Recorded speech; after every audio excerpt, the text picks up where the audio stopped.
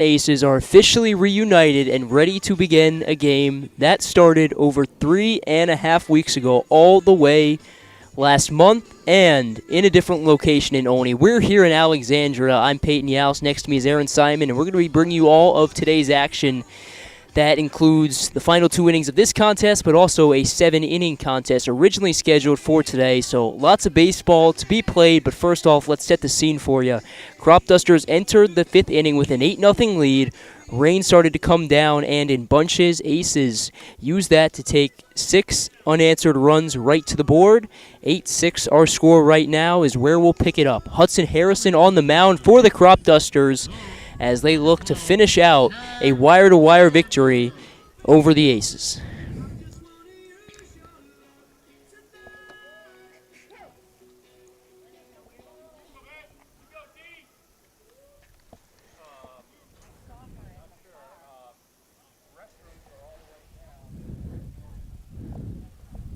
So 2 outs, runner on second in the form of Jackson Segro, and Jack Warner up at the dish.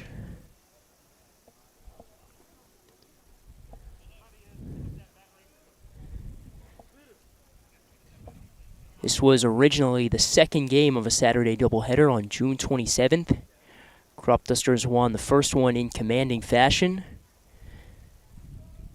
They looked well on their way to another victory, but unfortunately the weather had different ideas, and their hopes and dreams got put on pause, although Hudson Harrison 1 strike away from getting out of the jam.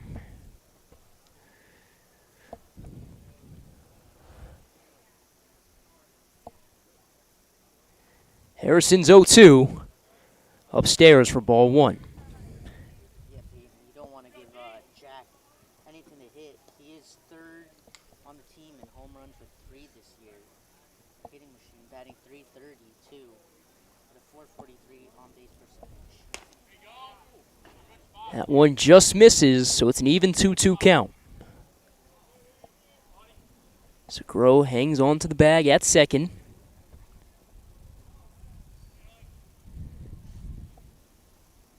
Now motions to his right as Harrison deals.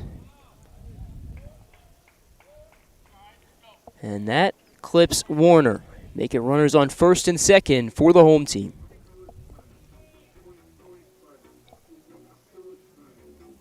Now batting for the Aces, the second baseman, number 1. So now we're back to the top of the order in the form of Elijah Grant. Jack Warner on first, Jackson Segro on second. Hudson Harrison still on the mound. Elijah Grant actually got the scoring started for the Aces last game with a 2-run shot.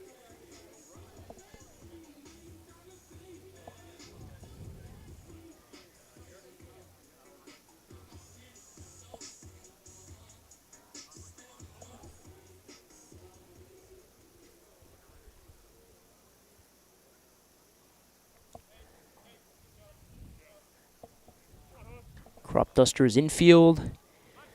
Max Waring at first. Patrick Gosden at second.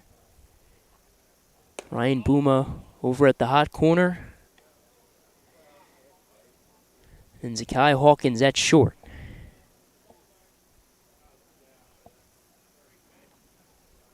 Behind the catch is Giuseppe Salvatore, who was not a part of this team when the Aces and Cropdusters last faced off.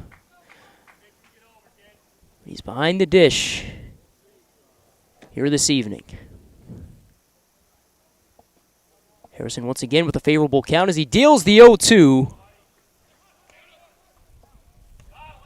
Caught him sleeping. Great play by Hudson. Get him out at first to get out of that jam. So a very atypical frame, but it ends in the Cropdusters holding on to their 2-run lead. Bottom of the 5th when we come back.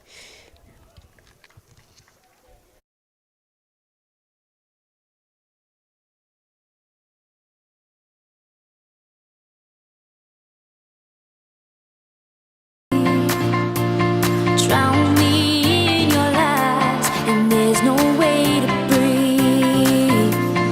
And my walls will keep you down. I am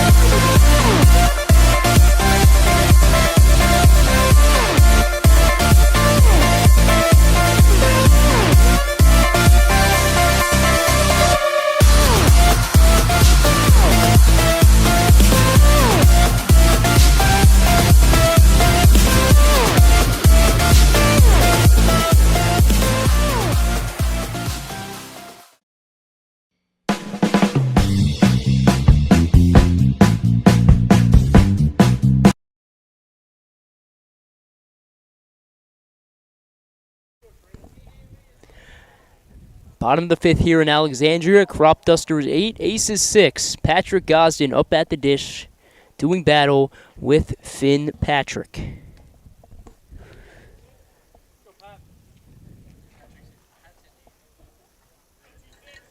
So some Patrick on Patrick action. As the 1-0 from the Aces arm finds the zone for a strike.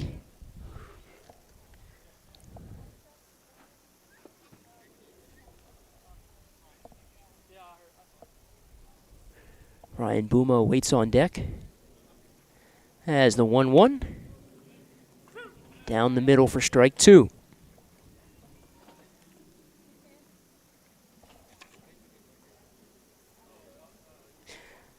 Gosden, the designated runner for Owen McNeil yesterday. He's got the bat in his hand this evening. And he pops this one up. And it's fouled back. So we'll redo the 1-2.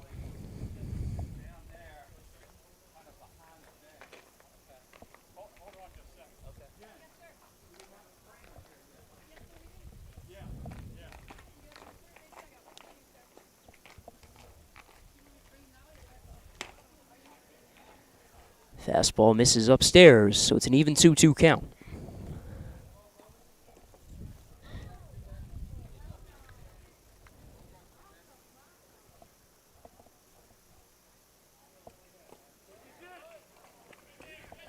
Drop third strike. They'll check down to first.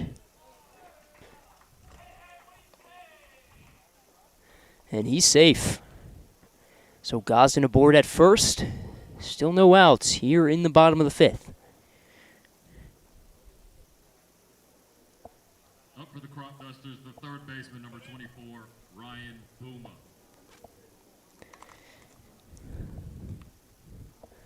So one aboard, nobody out for Ryan Buma. He went deep against these Aces in Game 1 of this scheduled doubleheader. Launched a 3-run shot in Game 1 to make it 5-zip.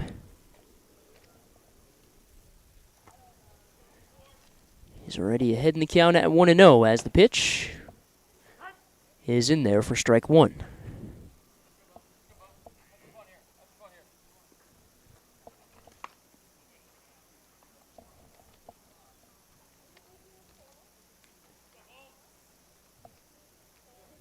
The 1-1. Down low.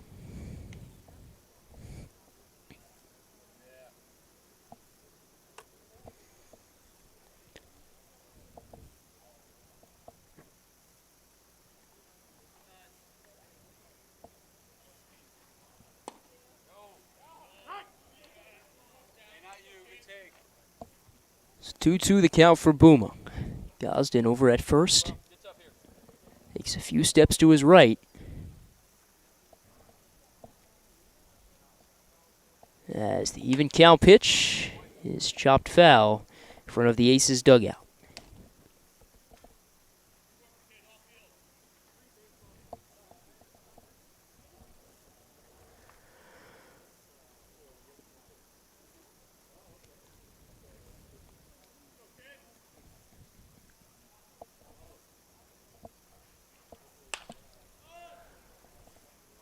High fly ball into shallow left center.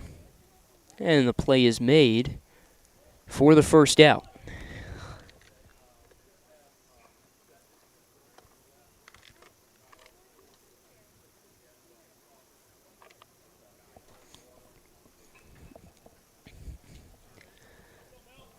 So 1 out, still 1 aboard, this time for Dylan Melton.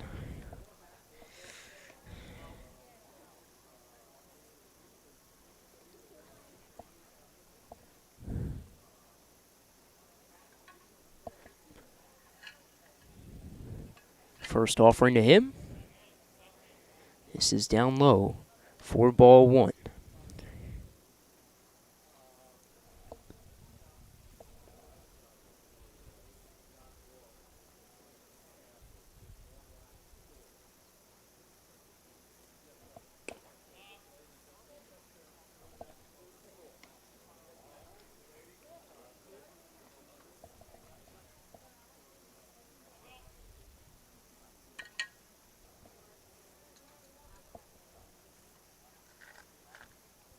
Patrick, a quick check on at Gosden.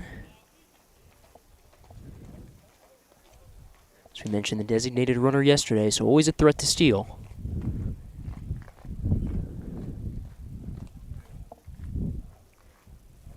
Hunter White covering first base for the Aces.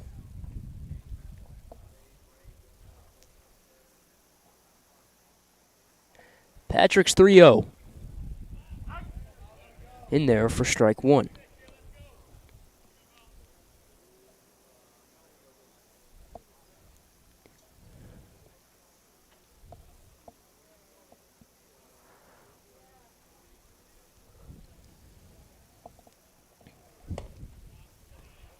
Another one finds the zone as the count rides full.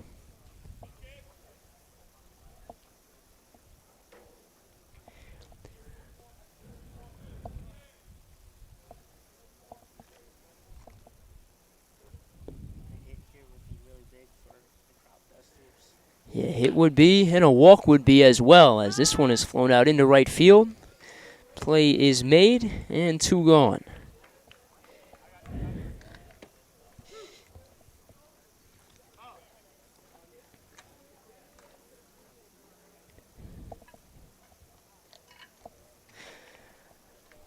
So that gives way to Giuseppe Salvatore. As we mentioned, wasn't on the team when these two teams last met, but inserted into today's starting lineup as he faces Finn Patrick for the first time. Giuseppe's been a really hot hitter for the Cropdusters.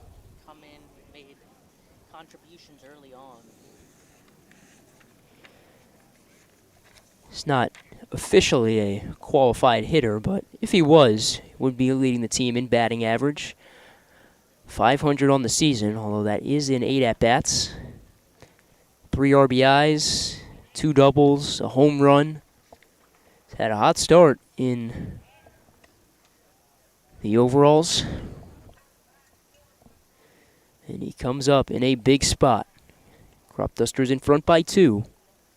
8-6 our score. Funny part is Cropdusters still technically, we'll put that in some serious quotation marks, the home team. They are in Alexandria, but this game began in Olney, so it technically continues in Olney.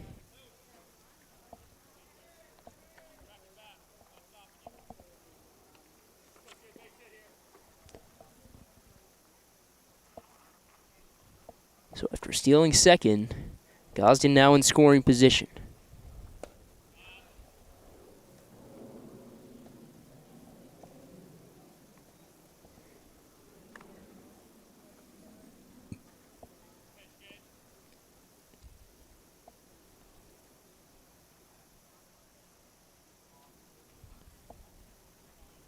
The 2-1. In there for strike 2.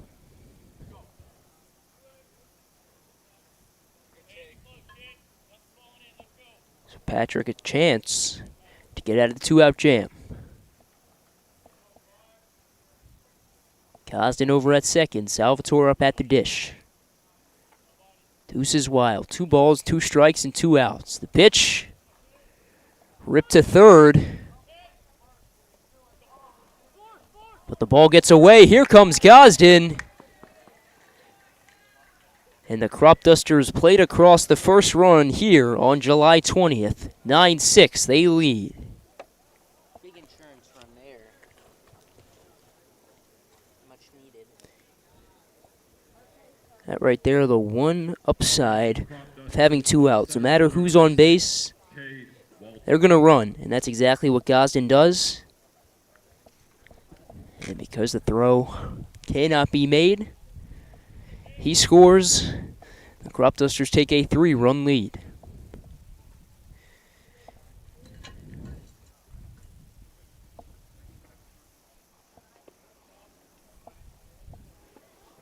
you remember correctly, to begin the game back in Olney, Cade Walters started the onslaught for the Cropdusters with a 2-run shot in the bottom of the first. Yeah, launched that one over the scoreboard in right field. 2 of the 8 straight runs the Cropdusters scored before the Aces used the downpour to score 6 unanswered and cut the deficit to 2.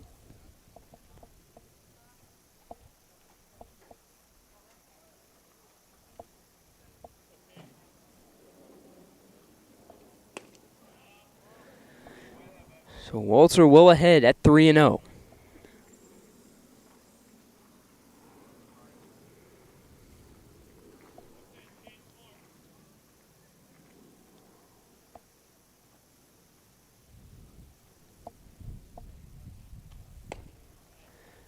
And Walter draws the 4-pitch walk. Salvatore moves to second. 2 on base now for Andrew Duncan. The right fielder, number 20, Andrew Duncan.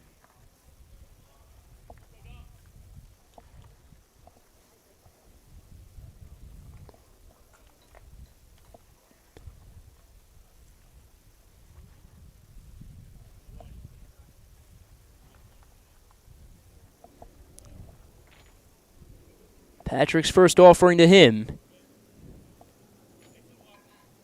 Swung on and missed. Duncan tried to hold up there, but couldn't help himself. This is definitely the guy you want up to the plate to break this game wide open for the Cropdusters, as Duncan has 4 home runs this season. Yeah, and the last time these two teams met was right around the time he was red hot. 2 days removed from that 2-home run game against the Grays. Had a home run the day before. He was swinging the bat very well at that time. Still is, but definitely his peak at the end of June.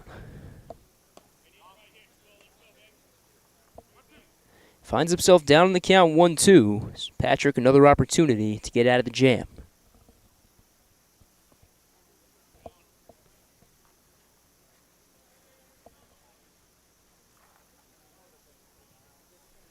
The 1-2. Well upstairs for ball 2.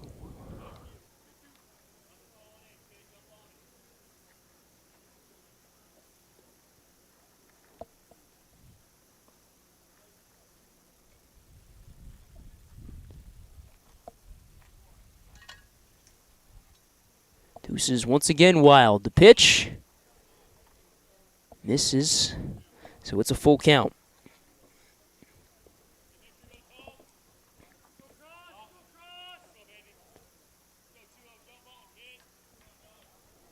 The Cropdusters a chance to load the bases for Max Waring.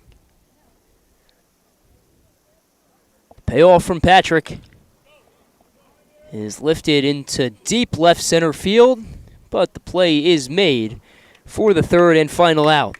Cropdusters strand 2, but they tack on a run. 9-6, they lead.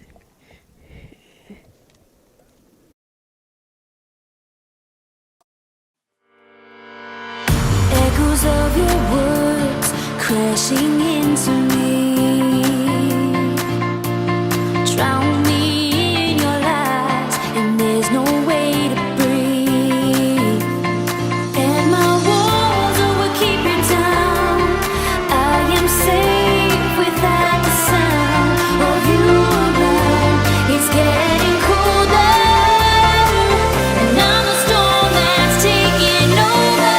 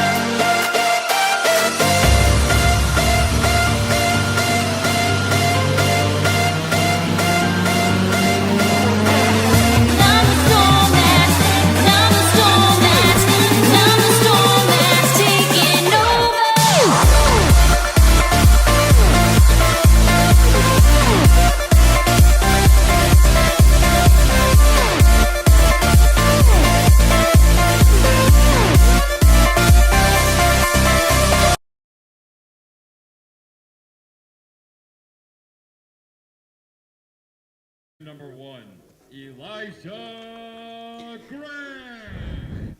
Elijah Grant ready to continue his at-bat from the previous frame. If you don't remember, runner at first was picked off to end the inning. So Grant back up to finish what he started. Swings through the first offering.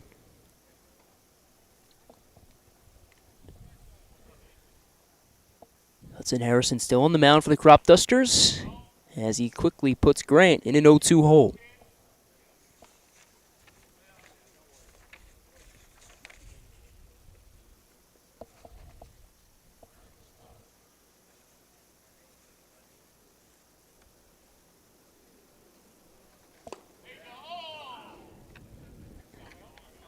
Salvatore can't hang on to that pitch as he drops it.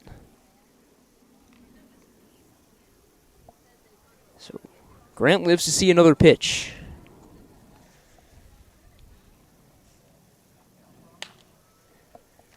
And he lifts it into right field. And the play is made for the first out. Now batting for the Aces, the center fielder, number 7, Liam Irving. Duncan out there in right field. Walter patrolling center. And Brian Scott out in left field. Scott, one of the guys like Salvatore who wasn't officially on the team when these two teams last met, but inserted into this lineup nonetheless.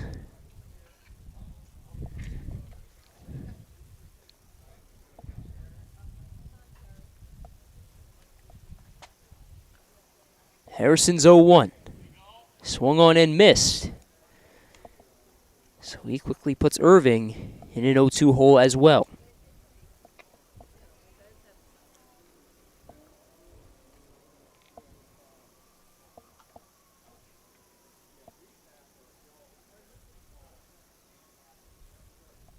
The 0-2. Grounded to Bouma at third. His off-balance throw. In time. What a play from Ryan Bouma. Max Waring there at first to finish it off. There's that stellar defense we talked about. The first baseman, number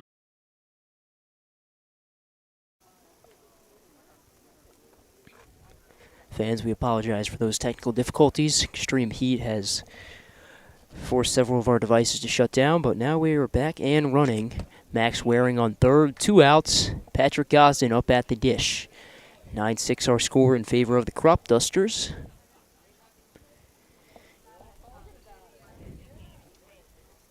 Three-one count.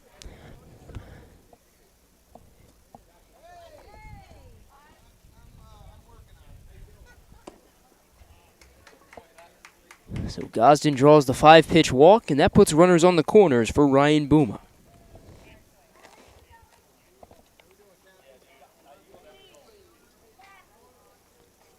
now batting for the Cropdusters, the third baseman, number 24, Ryan Bouma. See if we can follow up that stellar play at third with a big RBI here. Made an incredible off-balance throw from the hot corner in the top of the 6th. Left his mark on this game for sure, as we mentioned, went deep in game 1 of this doubleheader.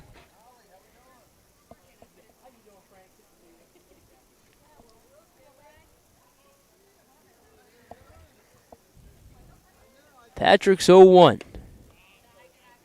Misses for ball 1.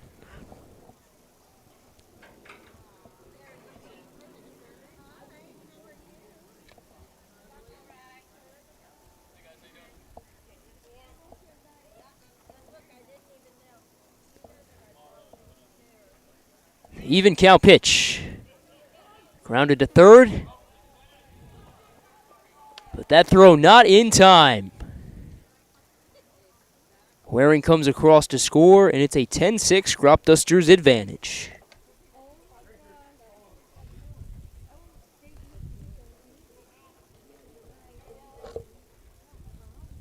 The designated hitter, number 11, To get the run. Dylan Melton. Advance the runner to second.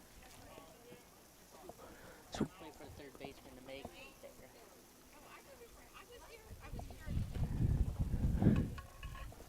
So Boom at first, Gosden at second. And an even count for Dylan Melton.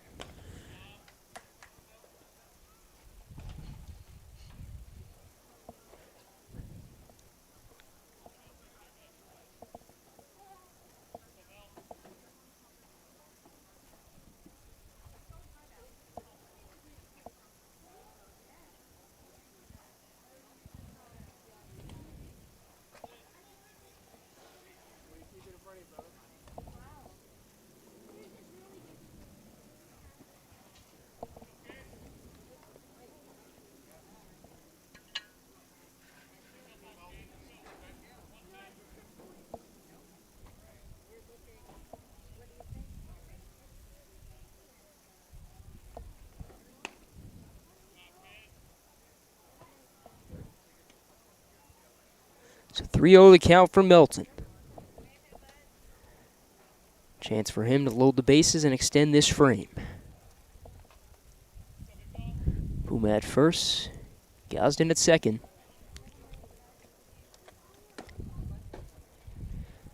And Melton draws the 4-pitch walk.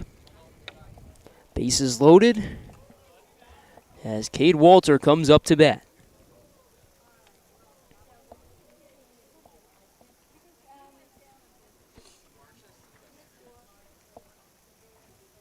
Now batting for the Cropdusters, the catcher number 31, Giuseppe Salvatore.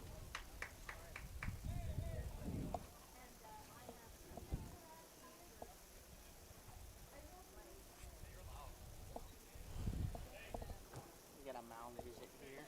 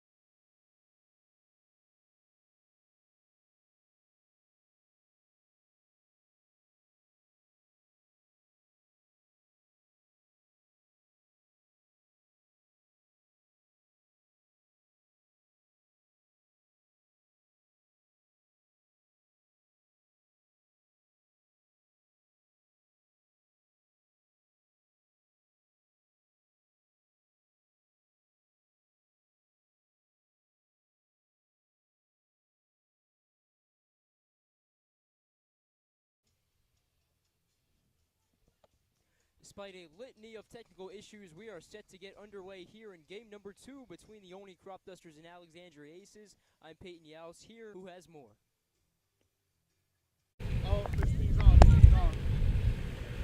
Thanks again, Peyton. You just saw Hudson House and Kanan Creefel over there. And it's something to keep in mind with the Alexandria Aces and the Cropdusters. This was where the Cropdusters got their first ever game going with Adam Leader, and it's interesting when we talk about Adam Leader. Hunter wins overall in the Ripken League, and he talks about excitement. Excitement about new opportunities, excited for who you have playing for you, and it's just been so fantastic to see him. They're rolling. They're one of the top teams, and Aces haven't been doing much, but we'll see how this game goes. Over to you, Peyton.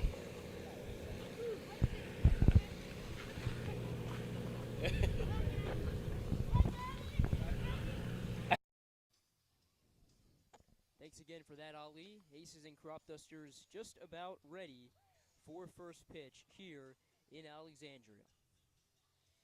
Landon Edwards on the mound for your Cropdusters. Before the Aces, it's Jack Couture. He'll be going up against Dylan Melton to start things off. So far this season for Couture, a 3.18 ERA and 5 2/3 innings pitched, 4 hits, and 8-3 strikeout to walk ratio. He's yet to give up a long ball on the year as he goes up against Kinley.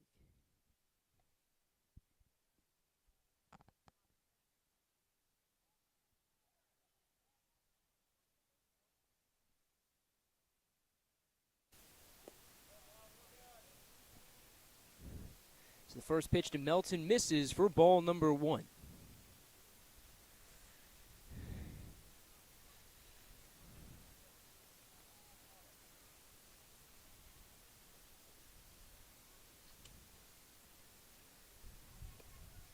Another one in the dirt. So Melton quickly ahead in the count at 2-0.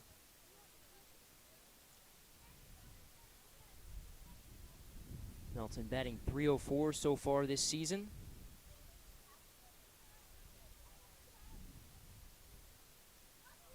As the 2-0 pitch is upstairs. So Melton 1 ball away from a leadoff walk.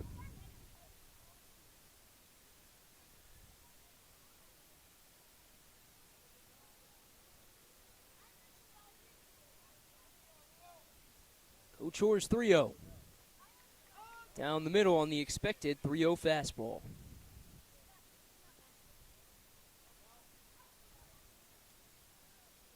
Infield for the Aces, Hunter White at first, Elijah Grant at second, Jackson Segro at short, and then William Burkaw at the hot corner. As this one is grounded to Segro, bobbles it but scoops it and sends it to White in time for the first out.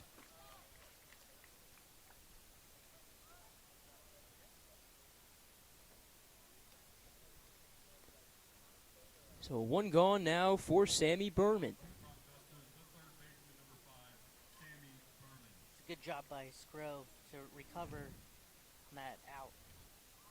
Not lose focus. Yeah, he bobbled that and ultimately kind of tossed it to himself on the bobble. So credit him with a nice rebound there for the first out.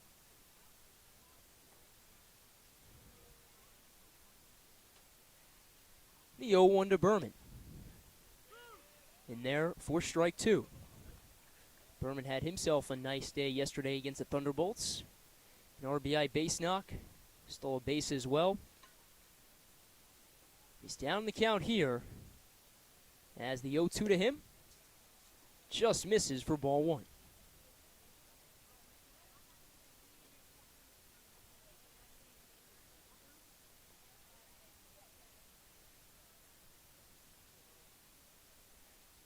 One ball and 2 strikes for the Cropdusters' third baseman. The pitch is dropped into the glove of Grant for the second out. So 2 gone now as Andrew Duncan comes into the batter's box.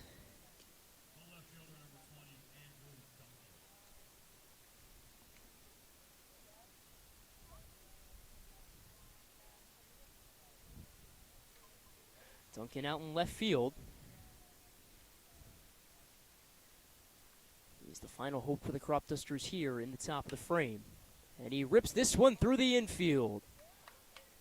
On cue is number 20 as he reaches base with a 2-out base knock.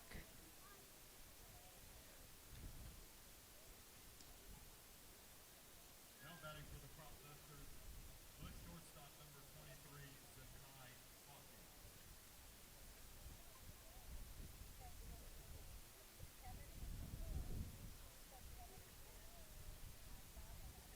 2 outs, 1 man aboard in the form of Andrew Duncan.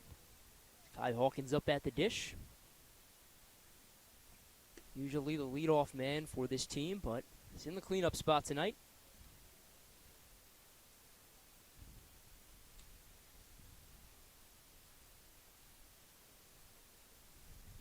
Hawkins, a .284 hitter on the season.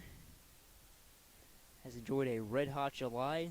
That average hovering right around the mid-230s around the end of June. And then once the calendar flipped, he's been red-hot. Him and Patrick Gosden kind of been the everyday leadoff men.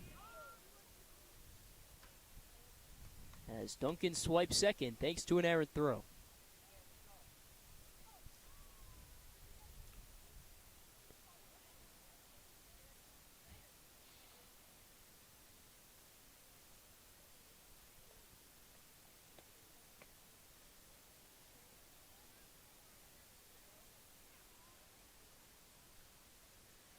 Coach Orr gathers himself and gets ready to deal the even count pitch. His 1-1. Hit to Grant. He scoops and throws it to White for the third and final out. Cropdusters strand 1. We're still tied as we head to the bottom of the first here in Alexandria. One runner left on base for the Cropdusters in the top of the first.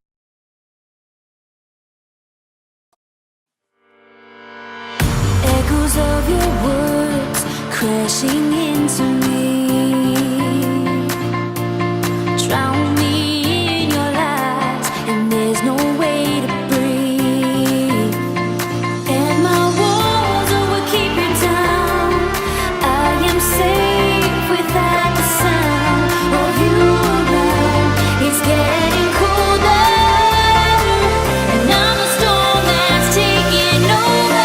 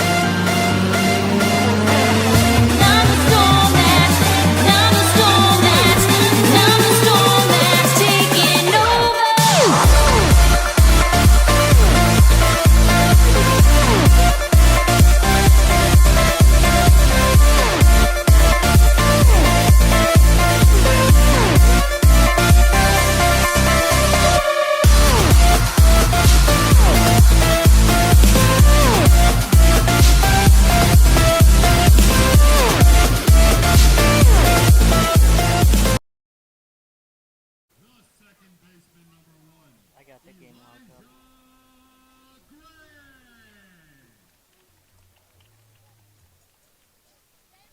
Landon Edwards takes the ball for the Cropdusters here in the bottom of the first, looking for a get-back game.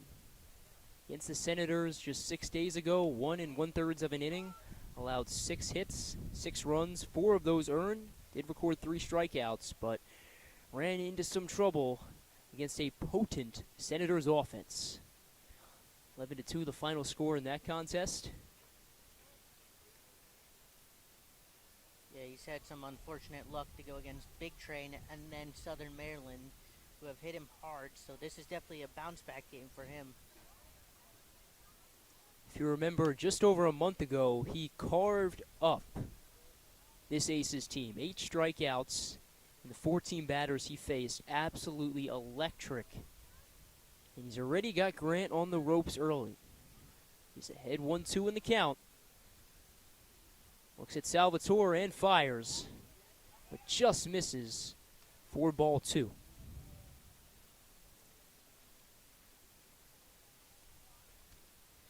Cropdusters going to make it 2 in a row today. The 2-2 down in the dirt. 10-6 the final score in game 1. Put an asterisk next to that because it was a continued game from June 27th. A win nonetheless, but an atypical one for sure. The payoff is fouled back.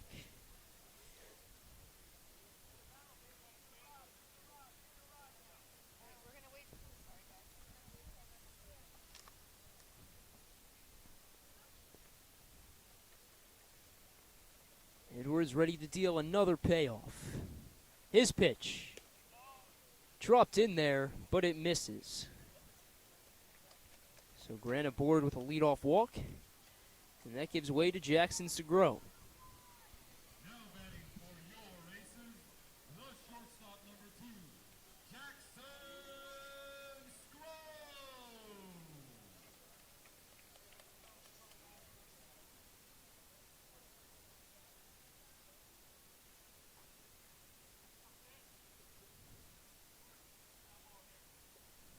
Grant very speedy. He's the leadoff man for a reason. So Edwards sure to have a keen eye on him. Melton guards him at first base. The rest of the Cropdusters infield is as follows. Gosden at second, Berman at the hot corner, and Hawkins at short. Giuseppe Salvatore behind the dish, as this one is flown out into center field. Walter a few steps back. Play is made. Grant, despite making his way towards second, retreats. An absolute cannon that was. Caught Sakai Hawkins off guard on that throw. So one gone and one aboard for Hunter White.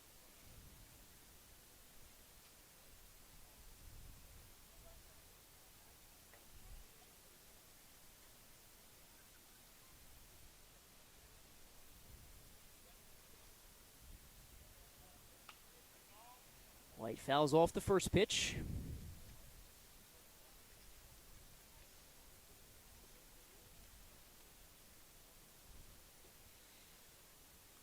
He's had a very solid season in the blue and white. 328 batting average. 875 OPS. Team leading 4 home runs as he flies this one out into deep right center. And it's gone. On cue is Hunter White as he starts the scoring here at Frank Mann Field.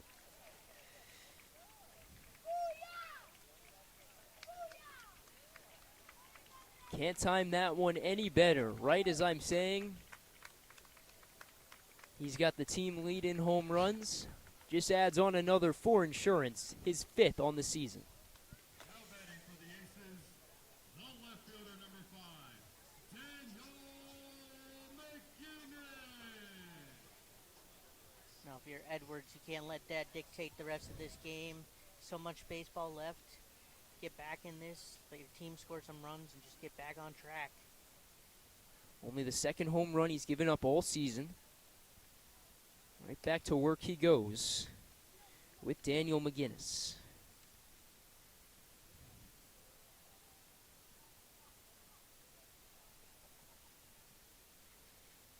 The 0-1. Pitch he goes around on, so McGinnis quickly down 0-2. Edwards still in search of his first strikeout. He's ready. McGinnis readies himself as the pitch is a ball after McGinnis holds up.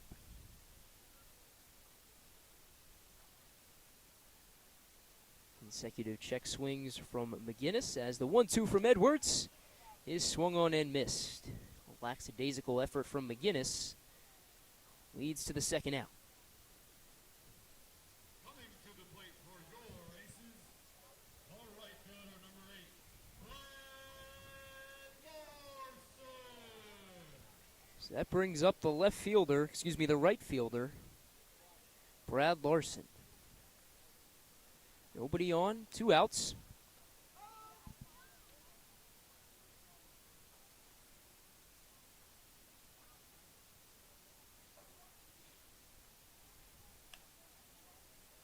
Larson hitting a very respectable .270 on the season.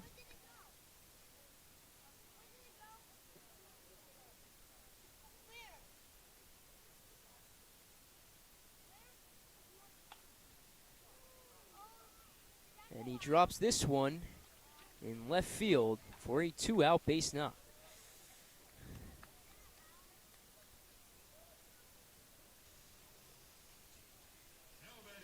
So the Aces not done just yet here in the bottom of the first. One aboard in Brad Larson, 2 outs for Liam Irving.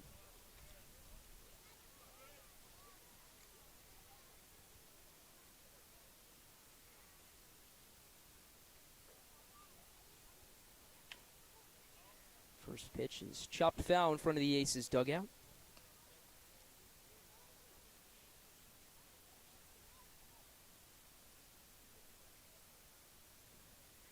Irving looking to break out of a season-long slump. Just a 197 batting average on the year.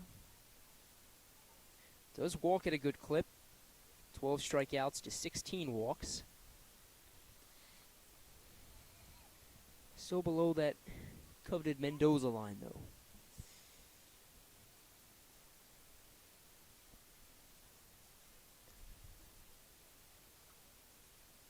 Edwards is 1-1. Down low as Irving holds up.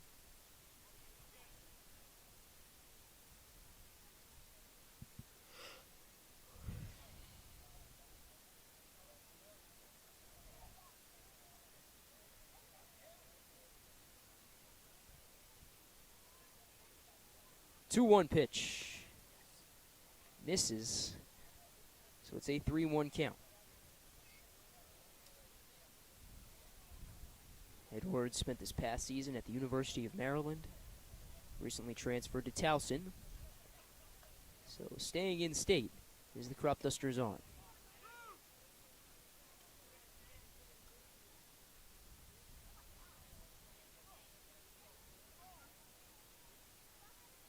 So 3 balls and 2 strikes here in the bottom of the first.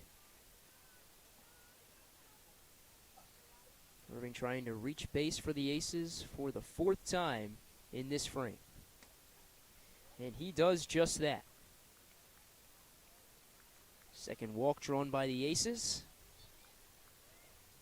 Larson moves to second, and Schraden Lechtenberg up to the dish. The captain number 21, Now how about that walk-up song? Ella fella over here. You saw her in concert. See, it's always a bold move going up with some female country, but I don't think there's a better choice than Ella Langley, especially right now in 2026. Hey, put some respect on Ella Langley. If I had to pick one girl country artist to listen to, I think it would have to be Carrie Underwood. Might get some heat for that, but I don't know. Shania Twain's pretty good. Shania Twain, definitely.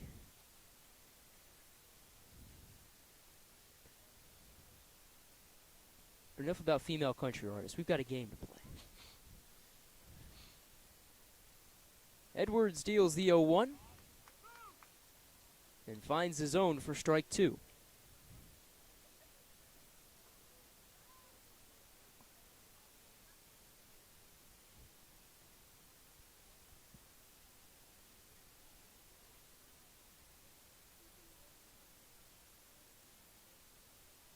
The 0-2.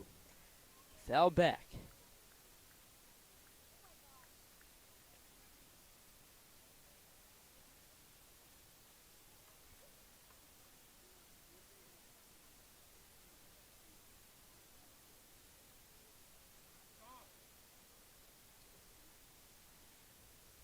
Edwards still looking for that third out. We'll have to wait another pitch. Both runners move up. Larson to third, Irving to second. Two in scoring position for the home team.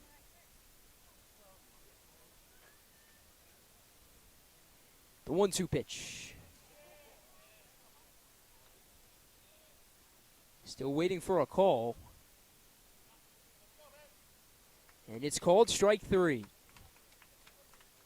Lechtenberg goes around. Larson and Irving both stranded, though the Aces take a 2-0 lead into the second inning. Echoes of your words crashing into me. Drown me in your lies, and there's no way to breathe. And my walls will keep you down. I am safe without the sound of you around. It's getting colder, and I'm the storm that's taking over.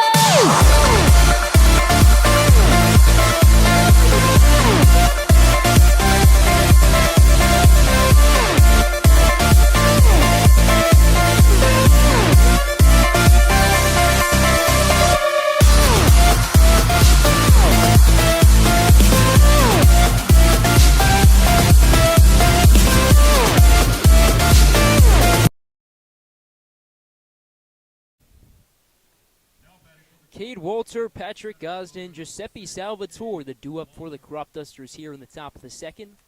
This is a 7-inning contest, just for the viewers at home.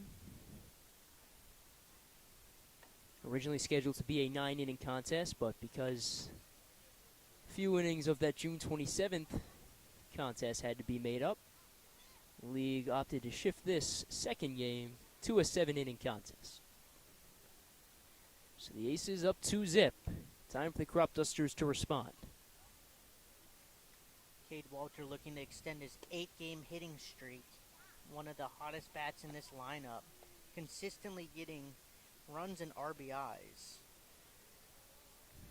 Went deep with a solo shot against the Giants on Saturday. What does he have in store today?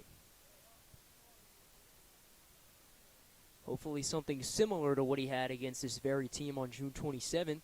Launched a 2-run shot over the right field scoreboard. Started the scoring in what ended as an 8-6 game and was resumed just a few hours ago and ended in a 10-6 Cropdusters victory. So Walter flies out to left center for the first out, and that gives way to Patrick Gosden. Up for the Cropdusters, the second baseman, number 26, Patrick Gosden.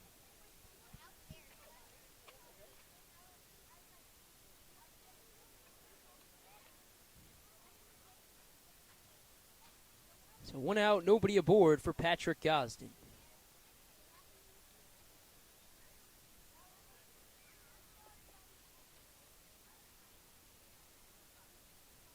Salvatore on deck as the first offering. This is down low for ball one.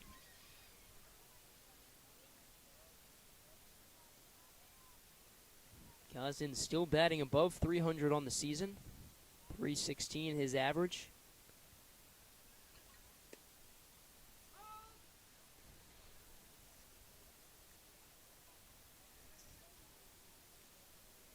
One of two Cropdusters batting 316 coming into today's contests. Andrew Duncan the other. As the 1-1 is ripped into right field. Gosden on his way to second, and he stops there. A one-out extra base hit for the Cropdusters second baseman. Much needed double there for this Cropdusters team. His first extra base hit since July 14th against the Southern Maryland Senators. So a big-time base knock right there, like you just said. One out now for Giuseppe Salvatore.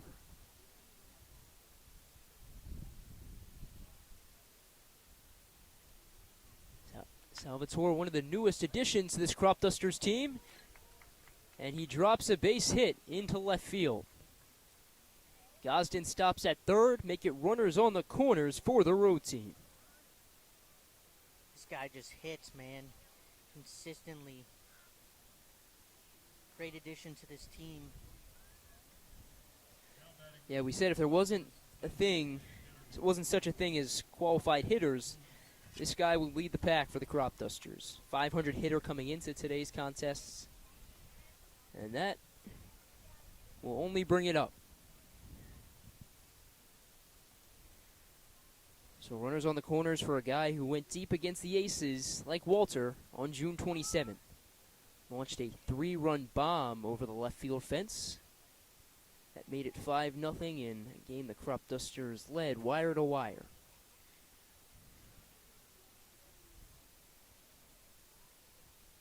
The 0-1 to Buma. Misses as Salvatore moves up. Excuse me, that's David Hernandez in there pinch running for Salvatore. In the Ripken League, you are allowed, designated runner for your catcher. So the Cropdusters take full advantage of that.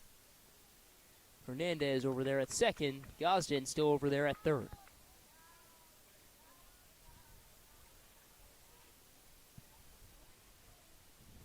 So Ryan Buma down to his final strike. 1-2 the count for him. As Couture looks, kicks, and fires. Buma down on strikes. That gives way to Max Waring. This right here, an opportunity you don't want to squander if you're the Cropdusters. Especially after yesterday's contest, that is. Against the Thunderbolts, they did win 12-8, but so many runners stranded on base, especially in the first half of that game. Things started to shift around the 4th, 5th inning or so, but first few innings, Cropdusters got a few men on base, it seemed, every inning with only an out or so. It all went by the wayside.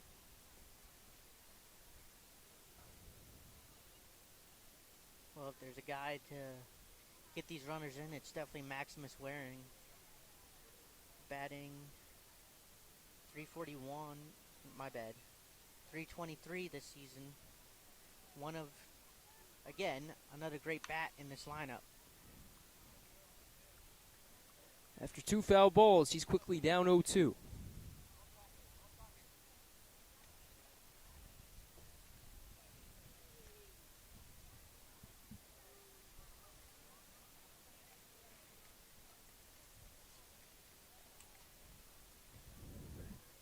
Couture's 0-2.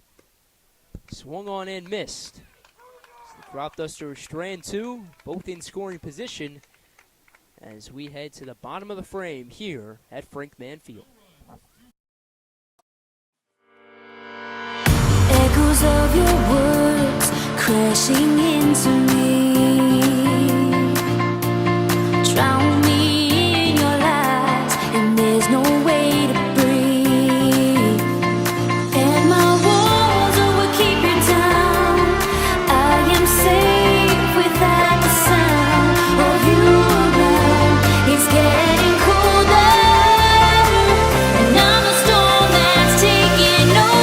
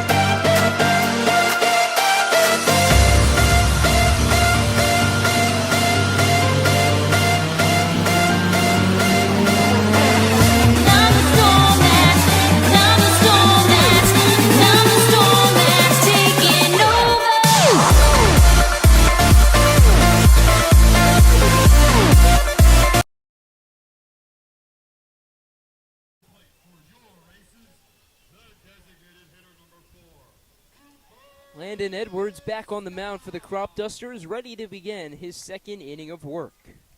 Ran into some trouble in the first. Allowed a leadoff walk to Elijah Grant. Hunter White drove him in with a home run. Did strike out Daniel McGinnis, but then allowed Larson to reach first base. Allowed Irvin to do the same via the free pass. Did strike out Lechtenberg to get out of the jam, but definitely some trouble that Edwards ran into.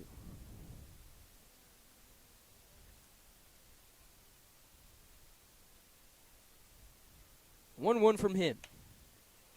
Is grounded to Berman. His throw pulls Melton off the bag. So Scott in safely at first.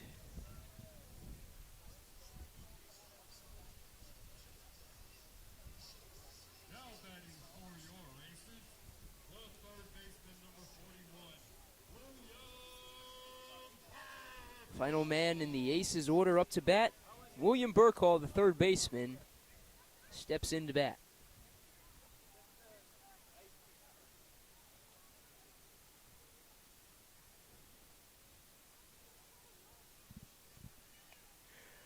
He shows bunt. And an errant throw from Edwards moves Burkhall up to second. Scott all the way around third. The throw. We'll wait to tell you the results of that. The home plate umpire irate at somebody.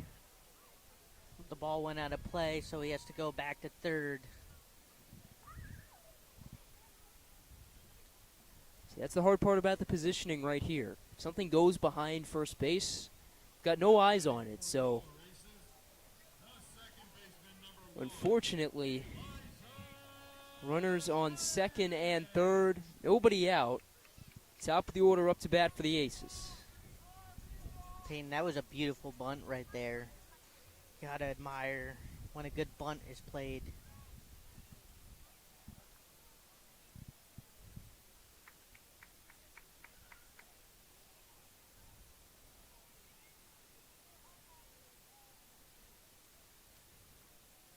Grant Drew will walk his first time up.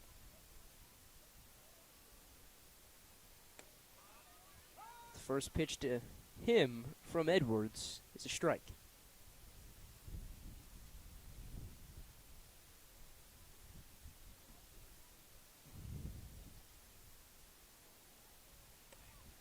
Another strike, this one a swinging one. Aces leadoff man quickly down 0-2. His first at bat, Grant found himself in a hole, but was able to work his way out of it. But this time, doesn't have to work his way out of it, as he laces an RBI single into center field. 3-0 Aces lead.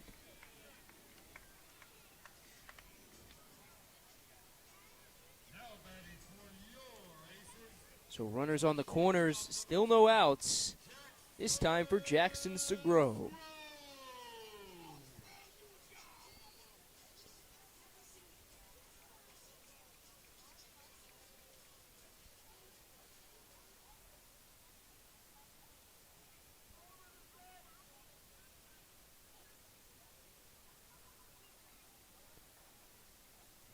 Grant at first, Burkhall at third.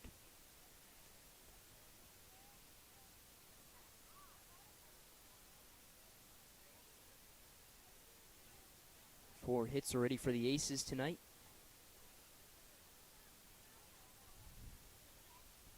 Edwards peeks on Grant, fires, and deals a strike.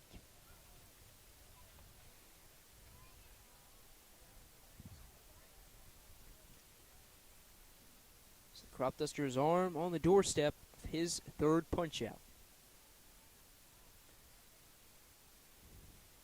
His 0-2 offering. Misses for ball one.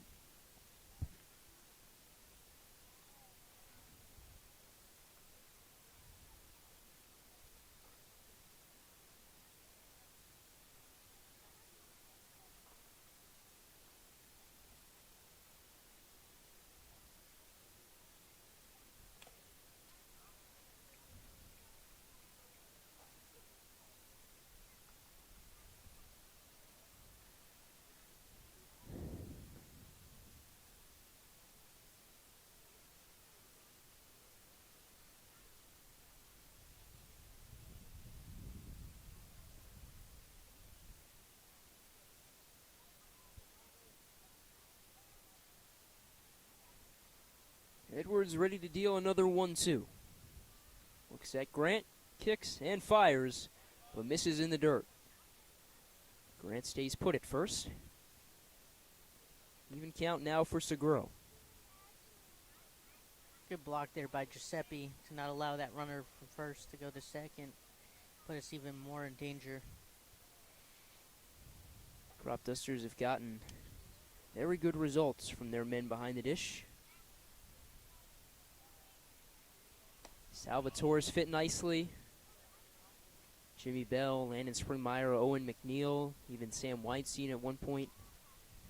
All fit very nicely. And Salvatore gets the nod here in game 2. He waits the full count pitch as Edwards looks one more time at first and fires. But gets to grow to swing and miss. Strikeout number 3 for Edwards and the first out of the bottom of the second. Now batting for the Aces, the first baseman, number 30, Hunter White. So that gives way to Hunter White. Started the scoring with a 2-run bomb his first time up. Chance to do some more damage, especially with runners on the corners. Yeah, don't give him anything to hit this time.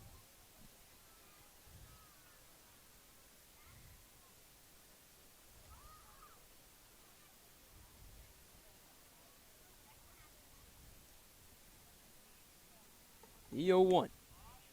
In there for strike 2.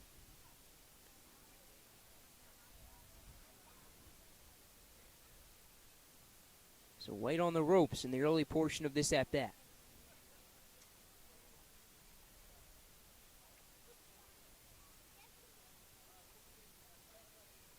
The 0-2 offering as Grant takes off is hit to Walter, and Grant, no idea. So Walter just steps on first himself. One of the most unique double plays you will ever see, but nonetheless, the Cropdusters get out of the jam.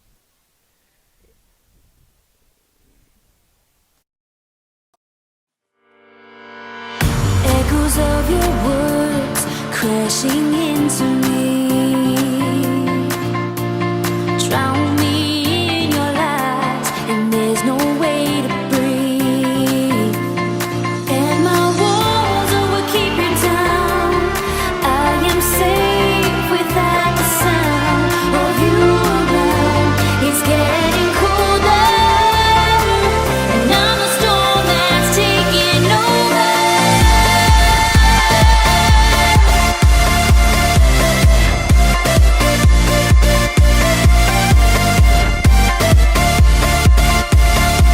And I'm the storm that's taking over.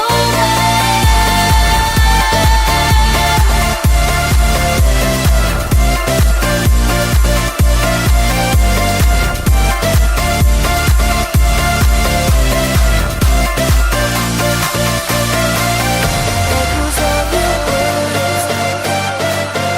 words. I'm the storm that's taking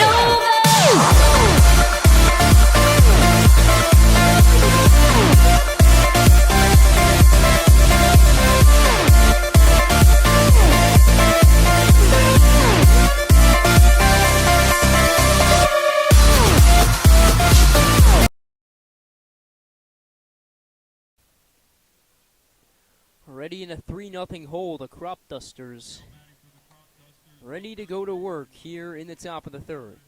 Dylan Melton leads things off. Him, Sammy Berman, and Andrew Duncan, the do-up for the road team.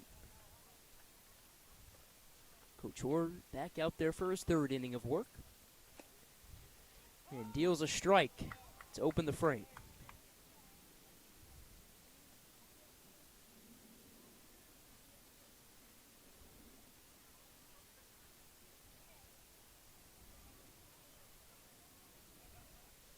Coach Orr's 0-1. Drops in for strike 2.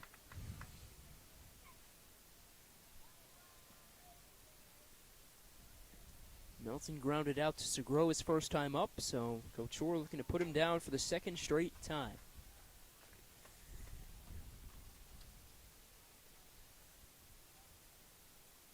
The 0-2. Down in the dirt as Melton holds up.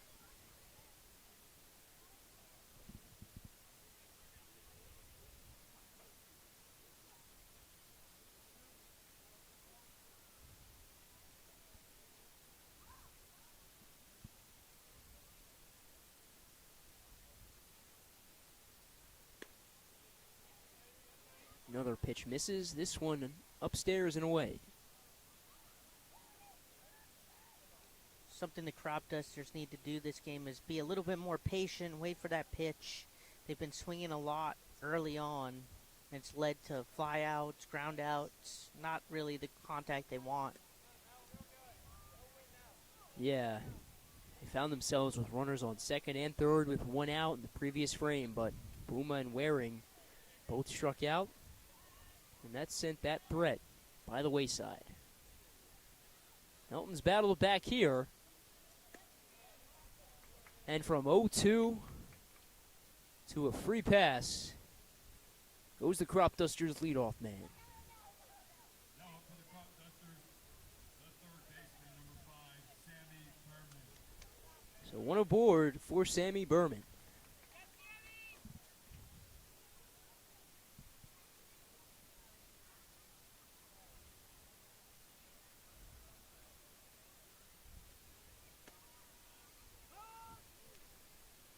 That right there, the first walk drawn by the Cropdusters in today's contest.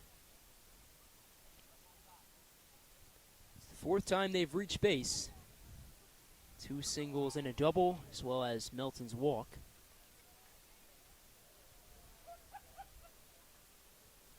But a balk Called. allows Melton to move up to second. Runner in scoring position now for the Cropdusters. Question is, can they capitalize on it?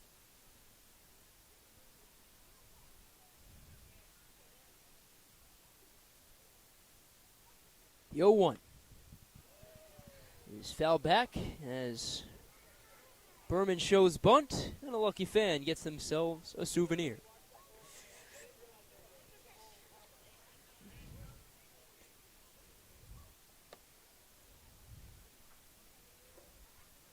Berman quickly down 0-2. Coach Orr checks on Melton at second and fires. Just misses, though, for ball 1.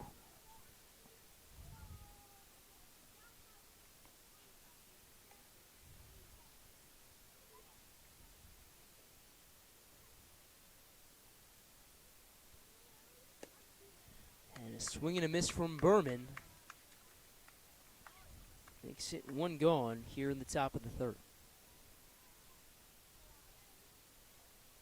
The left fielder, number 20, Andrew Duncan.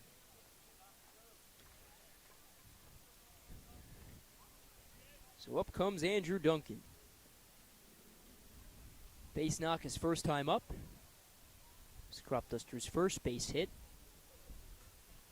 Fortunately, he was stranded.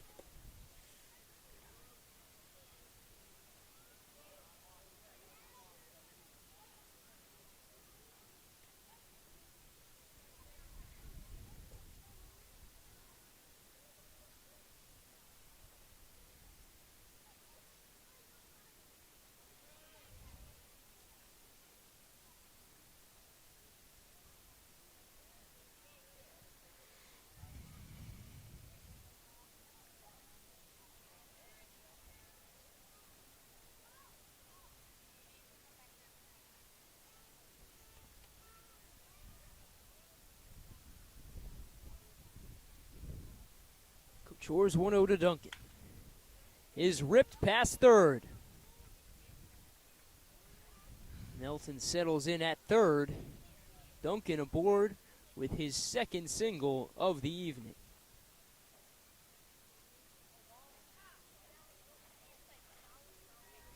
See Seems like Olney is running on Duncan tonight. Yeah, in a very untraditional way, Duncan, arguably this team's best power hitter, especially with Landon Springmeyer now gone, and he's reached base twice, both of those singles, so some possible small ball being played by the Cropdusters. Nonetheless, runners on the corners, one gone for Zakai Hawkins.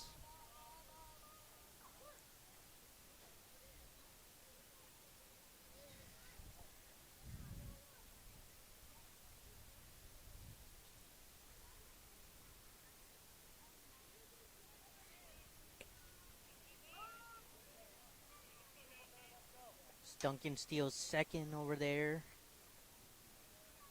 Called strike one.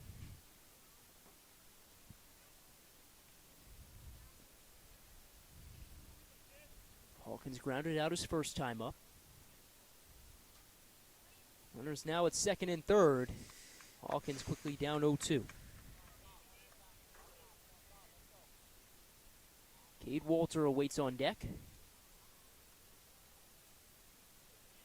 That is, should he be needed. Of course, always a possibility the Aces turn two. This one foul back.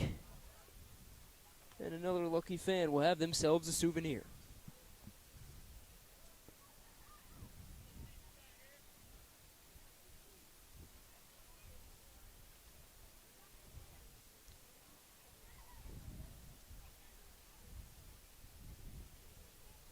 The 0-2 once more. Misses upstairs and inside.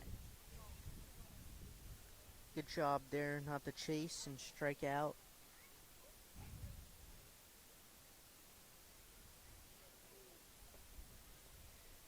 Yeah, 4 out of the past 7 Cropdusters hitters have reached base. 3 that haven't, all strikeouts.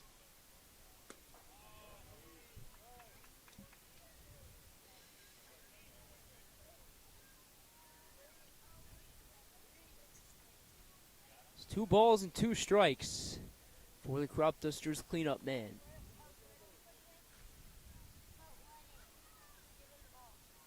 Coach Orr readies. Kicks and fires. Grounded to second. And the ball gets away. Duncan limps home. Uh-oh. Reaches for his right knee. Hawkins on his way to second.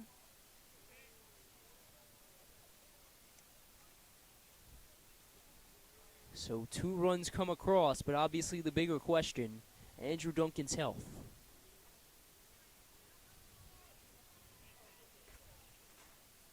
The center fielder, number 6, Cade Walter. So all of a sudden, it's a 1-run contest. Cropdusters still with a runner in scoring position as Hawkins hangs off the bag at second. Walter fouls off the first pitch.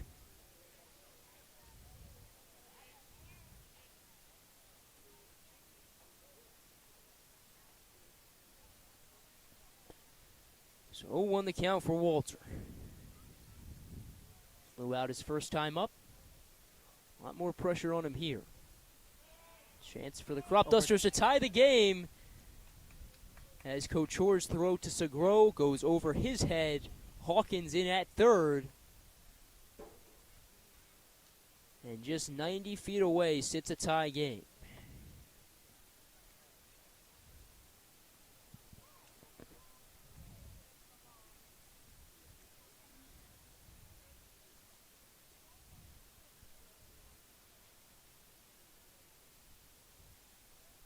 No one to Walter. Once again, foul back.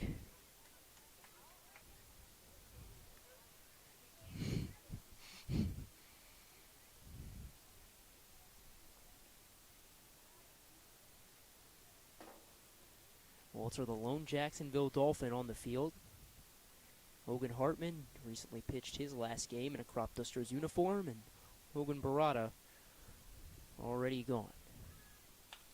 He's got a legacy to carry as this one is flown out. Play is made. Hawkins comes across easily, And it's a tie ball game here in the top of the third.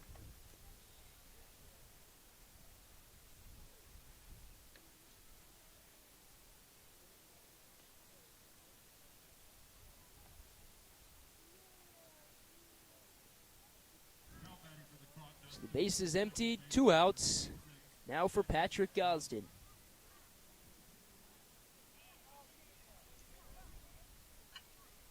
One for one with a double tonight is Gosden.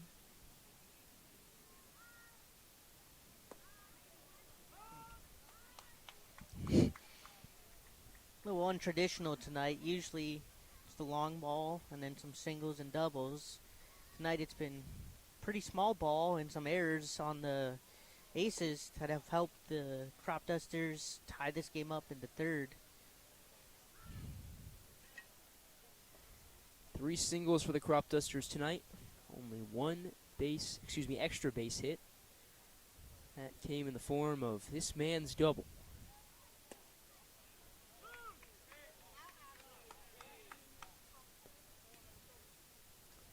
So 1-2 the count for Patrick Gosden. Coach Orr trying to get out of the jam. He fires as Gosden grounds this to Segro, who cannot handle it. Ball takes an awkward jump, throws Segro off. Puts one man aboard for Giuseppe Salvatore. Seems like on that left side, the fielders are having a hard time grasping the ball or even fielding, as we saw Berman kind of struggle with that earlier in this game. Quite a few errors over there. Yeah, Berman had an offline throw from third, and Segro, obviously an error right there, and another one facing Hawkins. As Salvatore drops in a base hit, he pumps the brakes at first. Gosden moves to third once again. Runners on the corners for the Cropdusters.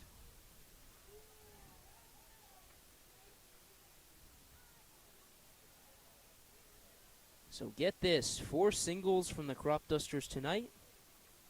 All come from Andrew Duncan and Giuseppe Salvatore. 2 for Duncan, 2 for Salvatore. As Olney looks to take the lead for the first time tonight.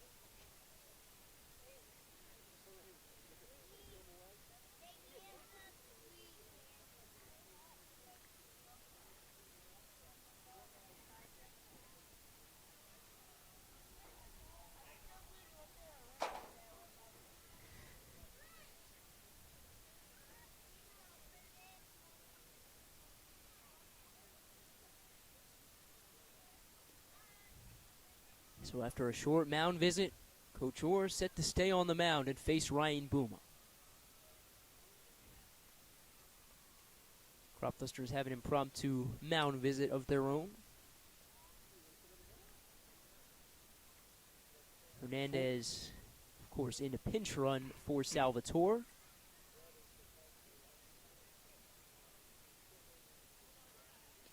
So the road team ready to get back to work.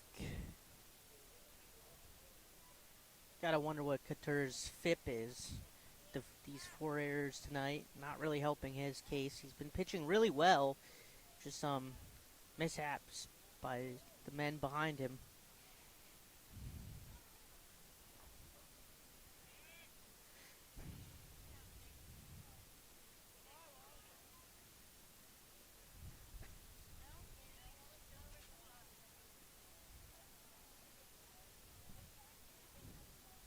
Booma ready for the first pitch from Couture. He kicks and fires, but misses down low. Hernandez takes second. 2 in scoring position now for the Cropdusters.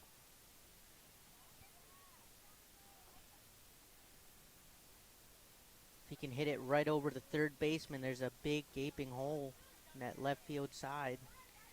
Easily bring these guys in. Booma struck out in this first at-bat. He's in the same position at 2 runners on. What can he do this time? He's well ahead at 2-0. Settles in as Couture fires, excuse me.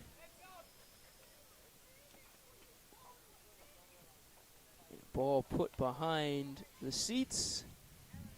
Results in a 2-1 count.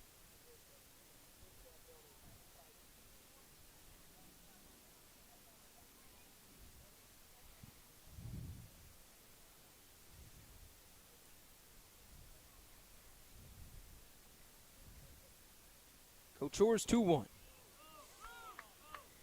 Call it strike 2.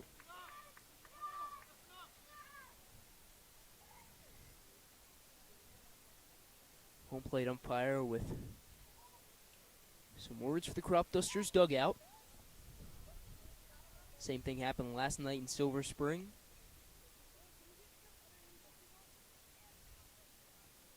As Couture fires the 2-2.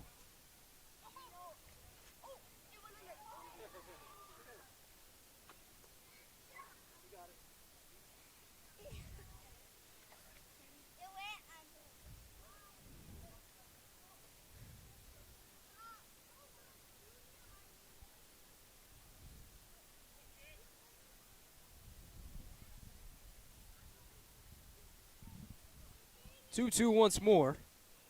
Misses for a full count.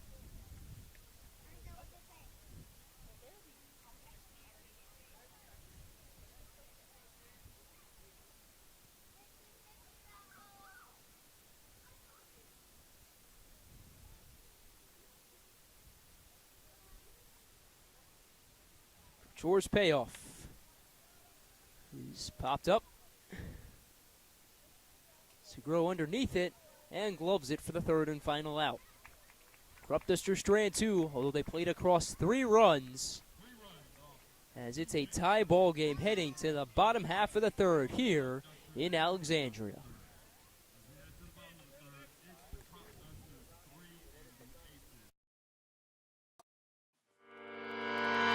Echoes of your words crashing into me.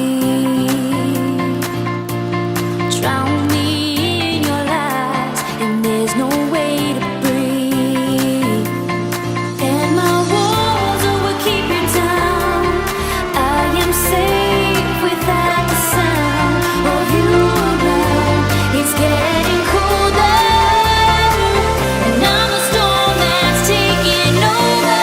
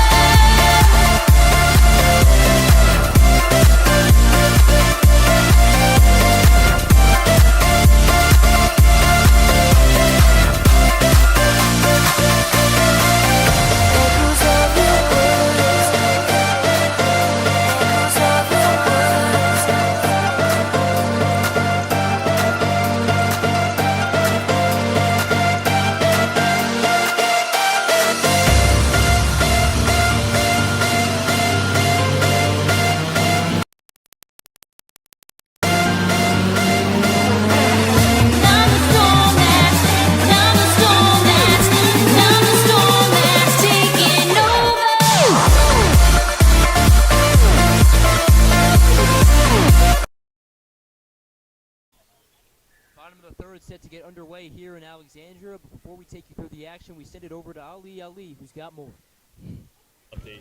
Thanks again, Peyton. Quick update about Andrew Duncan's health. He said there was a quick tweak of his knee, but the trainer looked at it. He seems like he's confident he's good to go. I'm glad to be here with Sean McCabe of Northern Virginia. How you doing, Sean? I'm doing amazing. How are you? I'm doing good. Me and you have been very glad and just being blessed to be part of the Cropdusters. But with these Virginia teams, we don't have much of a drive. So how does it feel for you? Oh, it feels amazing. Just hitting the Beltway, only taking 30 minutes to come here from Fairfax is a lot better than an hour and 15 up to Olney. Don't get me wrong, I love Olney, but these drives are much easier. And you're a guy that was on the portal coming into this coming spring. How is it like just preparing for mound outings, just in general with the Cropdusters? It kind of felt like high school again, like recruiting, because you're trying to impress coaches and all that. So it was a little stressful, but it was fun. All right, then. And you ended up with the Keydets down in Lexington, VMI. How big is that for you? Oh, I'm so excited for that. I got a great group of guys up there or down there. Love the coaching staff, and I mean, I'm going to be set up for life from there, so I'll be excited for that. We can't wait to see what you got. Thanks again, Sean, for your time. Thank you. Over to you, Peyton. Thanks again.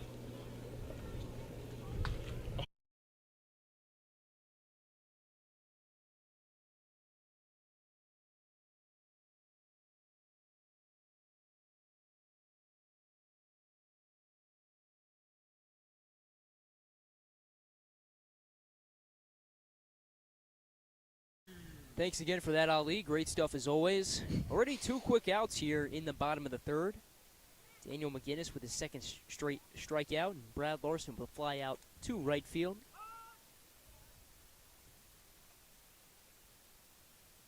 Liam Irving up to bat. He's already down in the count, 0-1.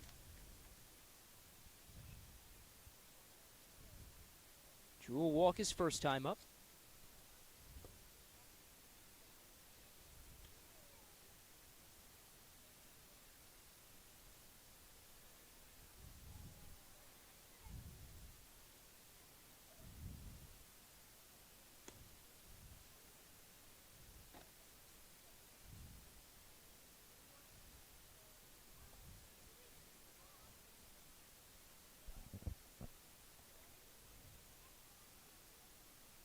The 2-1.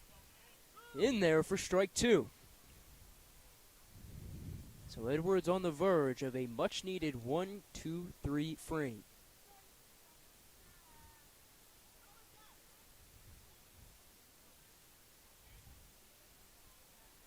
The even count pitch is grounded to Hawkins. He scoops and throws to Melton in time. A 1-2-3 bottom of the third for Landon Edwards as we head to the fourth here in Northern Virginia.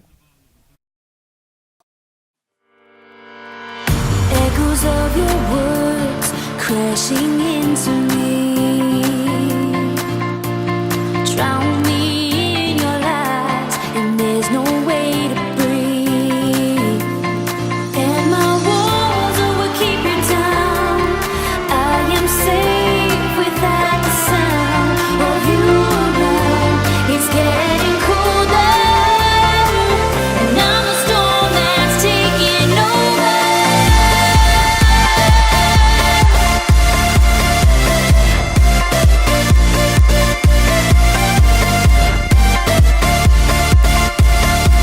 And I'm the storm that's taking over.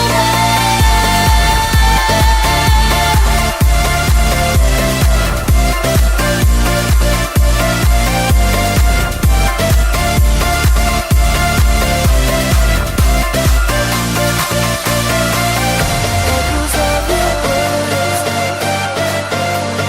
of your words.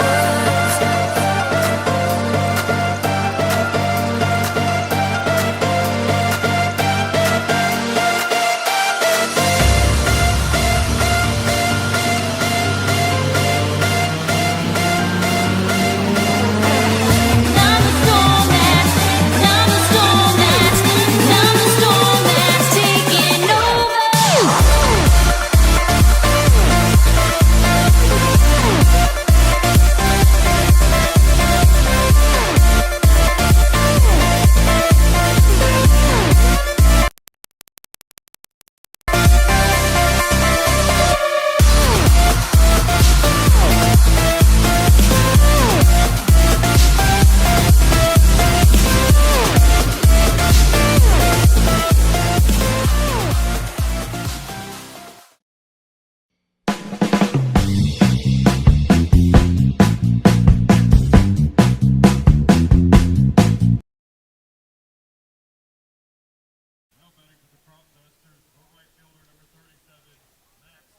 Max Waring leads off the top of the fourth for the road team as he goes to work against a new arm. Ketz Murray toes the rubber for the Aces. Set to make his 9th appearance on the season. His 8th out of the bullpen. 1-1 so far. A 7.47 ERA. He's done that in 15 2/3 innings pitched. Holds a 1.98 whip with very respectable 17 strikeouts.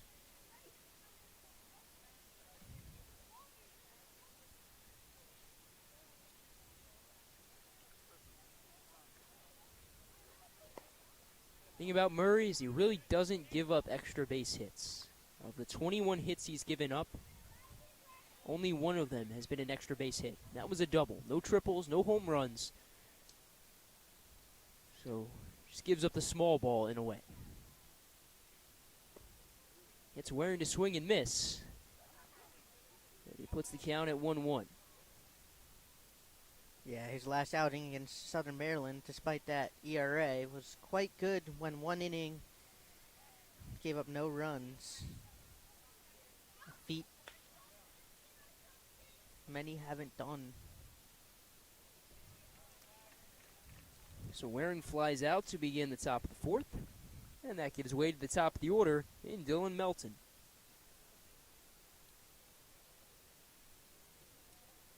Now up for the Cropdusters, the first baseman, number 11, Dylan Melton. Melton 0 for 1 with a ground out. Did draw a walk his first time up, though. Excuse me, his second time up.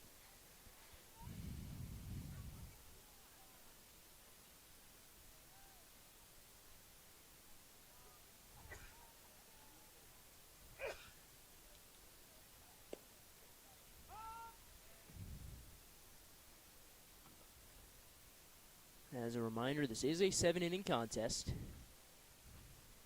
3-3 our score. Cropdusters 3-0 against the Aces so far this season.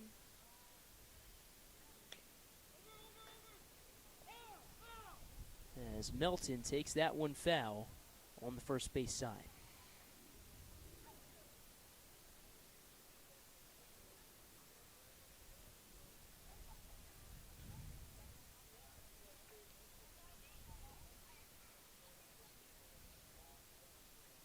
First time they came here, Cropdusters had their way with the Aces. 13-0 victory. Originally a 9-inning game, but cut short due to the run rule. Landon Springmeyer went deep and kind of kick-started his incredible summer. And about a week and a half later, Cropdusters took care of business on home turf, 10-1 victory.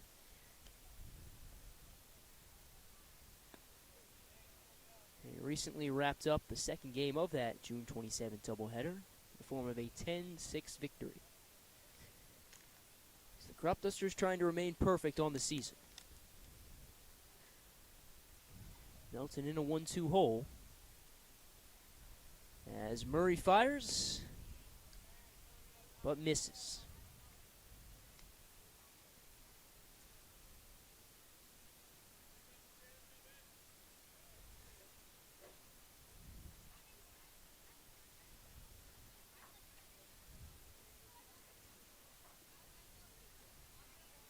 The 2-2 is fouled off. And Melton goes back to work.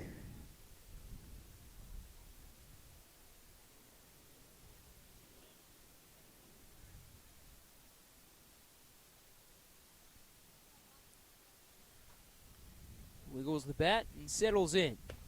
But swings and misses for the second out.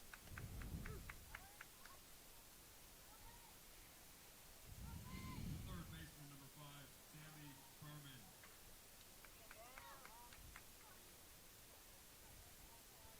So 2 gone, nobody aboard for Sammy Berman. Pop up and a strikeout, his line tonight.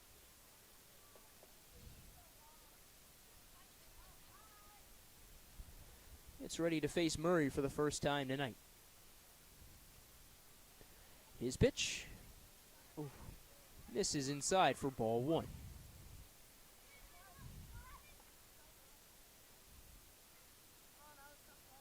Should he be needed, Andrew Duncan awaits on deck.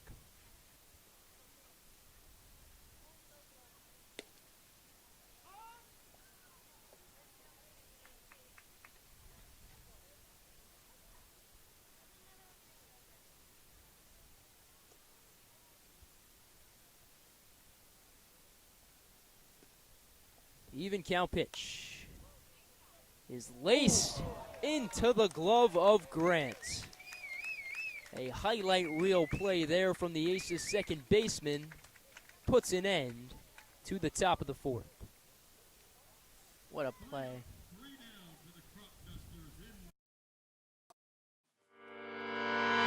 Echoes of your words crashing into me. Drown me in your lies, and there's no way to breathe. And my walls will keep you down. I am safe without the sound of you around. It's getting colder, and I'm a storm that's taking over.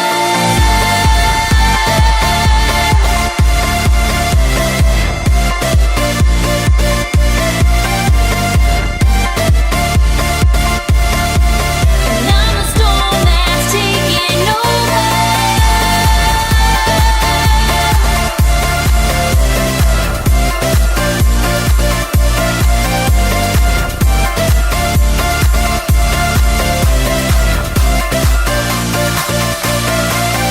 Echoes of your words. Echoes of your words.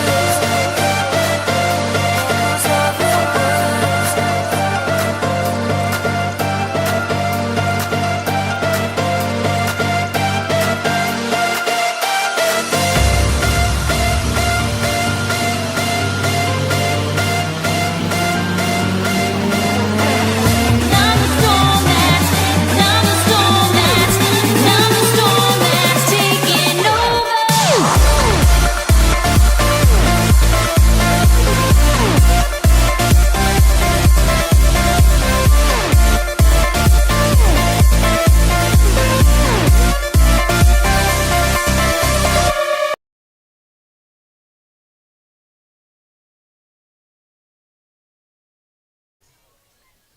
Tie ball game here as we begin the bottom of the fourth. Aces 3, Cropdusters 3 in the second game of this Monday doubleheader. Schraden Lichtenberg up to bat. 0 for 1 with a strikeout. Gives this one a ride out into. Trying to show off for Ella Langley over there with that swing. You know, I know she played here on Saturday, but I don't think she stuck around for today's contest. It's just giving my 2 cents. She should come to a Cropdusters game.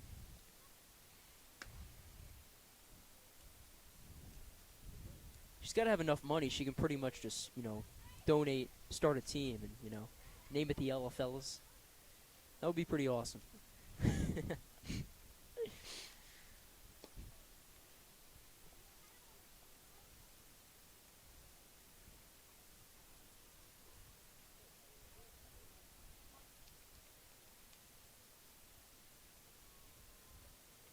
Two-one pitch from Edwards. Misses for ball 3. Strong previous frame from the Cropdusters' arm. Quick strikeout to McGinnis. Then got Larson to fly out and Irving to ground out. Top off a 1-2-3, bottom of the third. Lichtenberg, though, draws the walk. That gives way to Cooper Scott.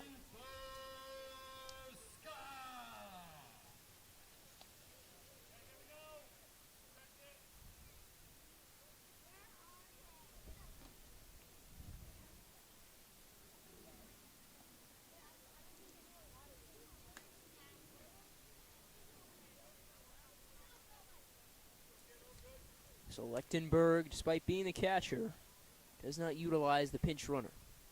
Designated runner, that is. Hangs off the bag at first by a few feet.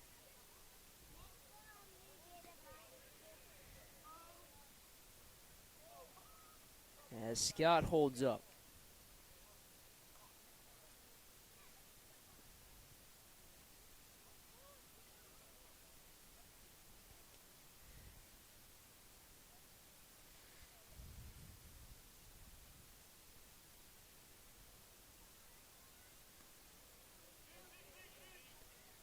Ball in the dirt, but Lichtenberg holds up at first.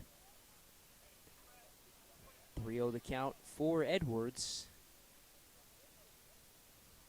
In danger of issuing his second consecutive walk.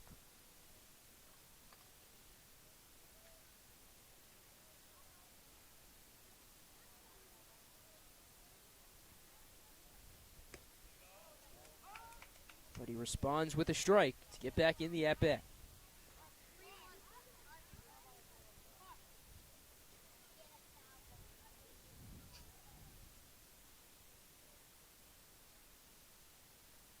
Edwards deals, but misses down low. So back-to-back free passes issued by Edwards. And that prompts a conversation between Melton, Salvatore, and Edwards.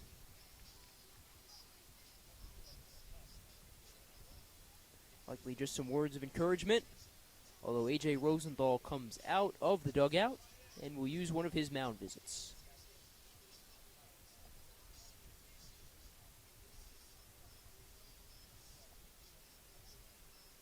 Talk about where, if there's a ground ball, where they go to closest base. Try to turn two.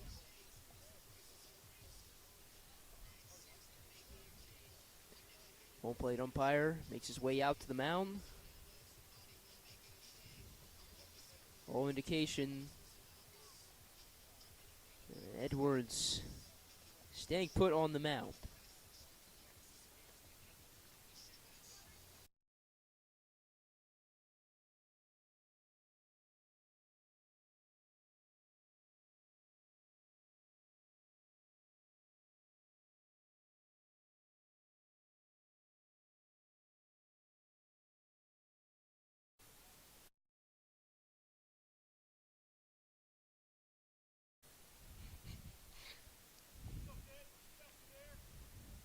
So runners on first and second, no outs for the Aces here in the bottom of the fourth. As once a 3-0 advantage has dwindled to a no-run advantage. Tie ball game here. Free spot put up by the Cropdusters in the top of the third.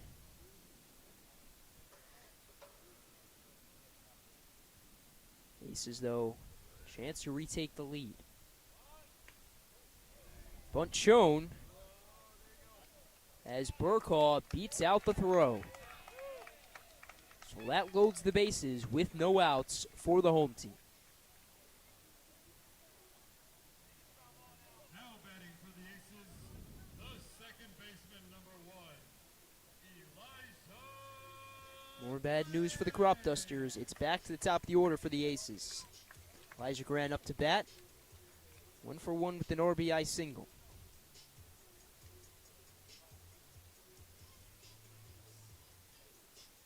Elijah Grant made the final out. What a play that was to end the inning, or to end the top of the fourth.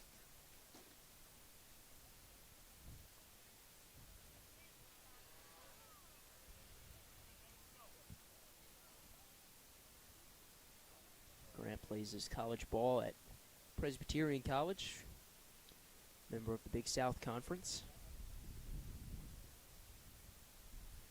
0-1-0 to him. His foul back.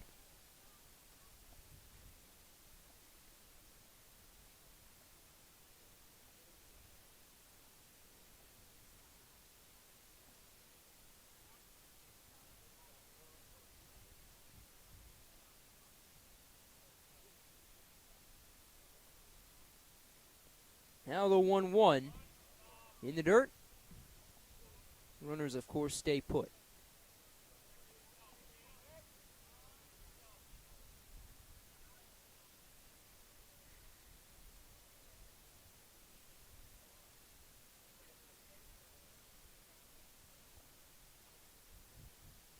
Salvatore and Edwards share a quick word on the mound.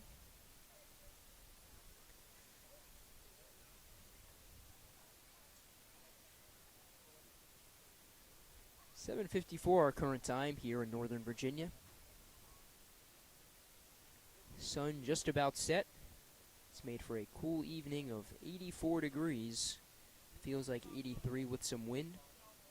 Beautiful night for baseball. And in some shocking news, Thunderbolts and Senators tied 6-6 in the top of the ninth at North Point High School.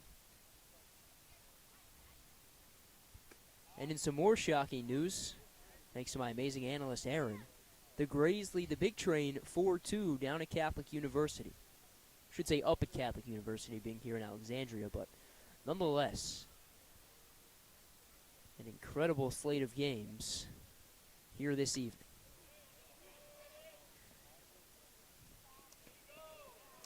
Edwards able to turn two. Lechtenberg scores, but a big-time GDP. That's one of those times you'll trade a run for a double play easily. Give the pitcher a little bit breathing room. And I personally thought there was no way Grant would swing. He was up in the count 3-1, already drew a walk, thought he would do the same thing, but you know, you could say he was given the green light, although it wasn't a 3-0, it was 3-1. Nonetheless, though, very surprising as Segro drives this out into center field, but Walter there to finish off the frame. Pat yourself on the back, Landon Edwards. After loading the bases with no outs, he allows just one as we head to the fifth inning here on the Cropdusters Baseball Network. Echoes of your words crashing into me. Drown me in your lies, and there's no way to breathe. And my walls will keep you down. I am safe without the sound of you around. It's getting colder, and I'm a storm that's taking over.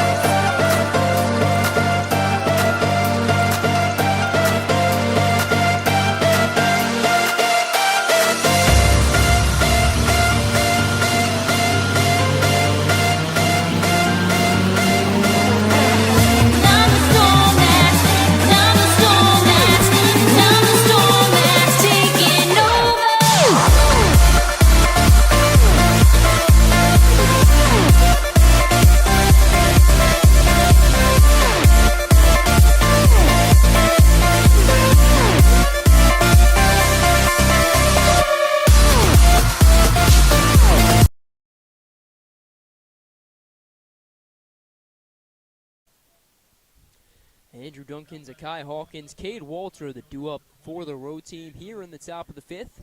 They find themselves in a one-run hole thanks to an RBI from Elijah Grant in the previous frame.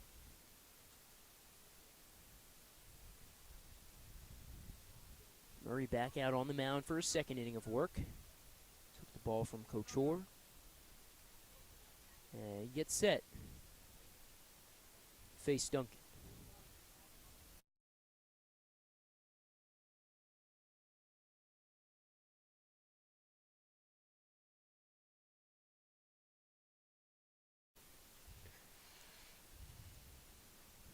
Top of the frame, ready to get underway as Duncan swings and misses, although time is called and they'll issue Duncan a ball.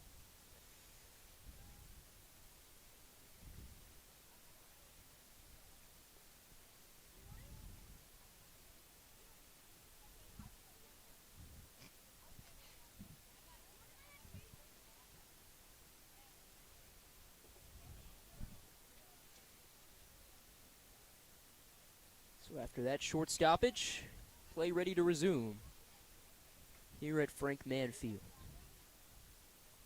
1-0 the count for Andrew Duncan as Murray deals and Duncan chops it foul in front of the Aces dugout.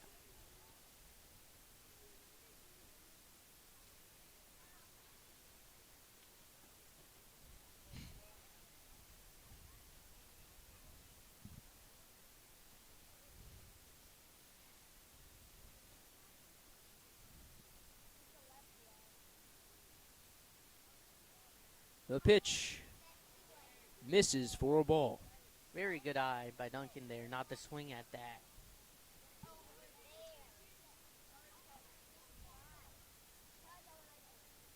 Duncan coming into today, 17 strikeouts, 10 walks. He's worked his way back to an even count.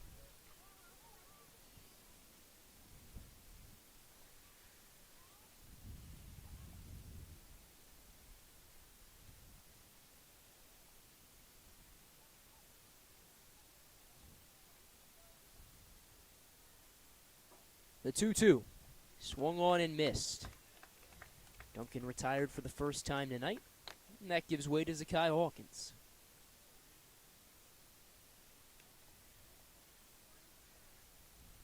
The shortstop, number 23, Zakai Hawkins.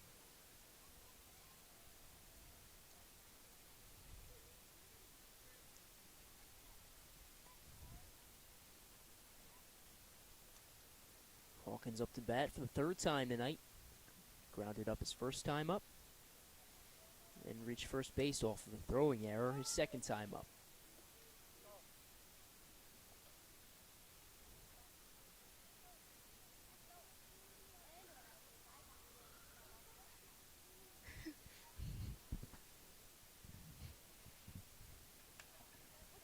Hawkins fights off that pitch.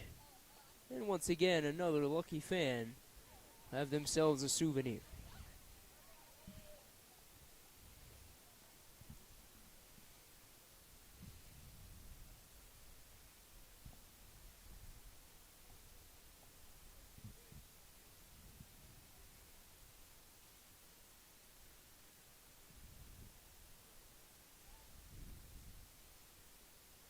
The 0-2 to Hawkins. Just misses for ball one.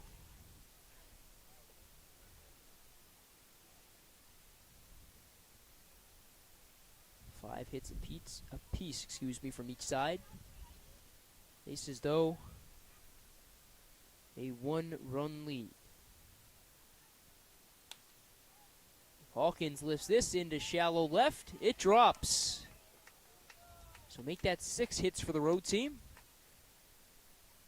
as the shortstop is aboard with a one-out base knock.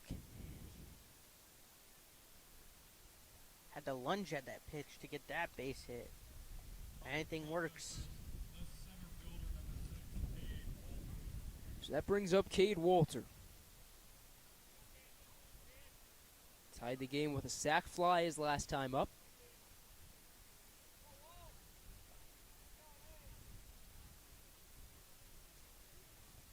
First offering to him, pitch Walter is well ahead of.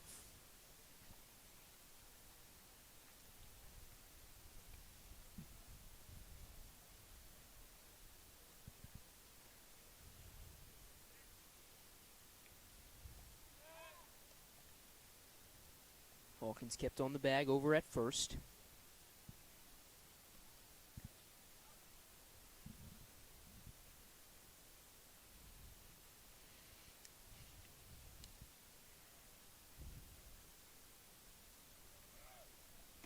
Now he takes off, and he's in safely. Home fans here not in agreement with that call, but nonetheless, the tying run now in scoring position.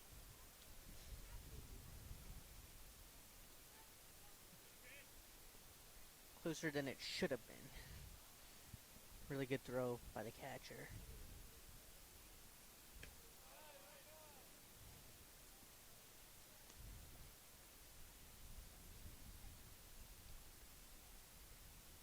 So 1 ball and 2 strikes for Cade Walter.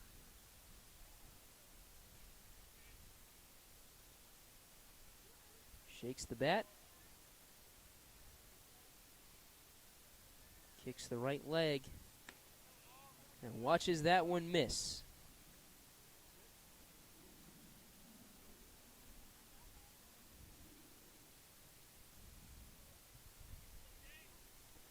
So an even count for the Cropdusters center fielder.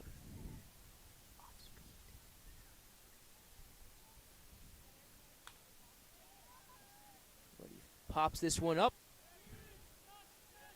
And the play is made in right field. Hawkins in standing at third.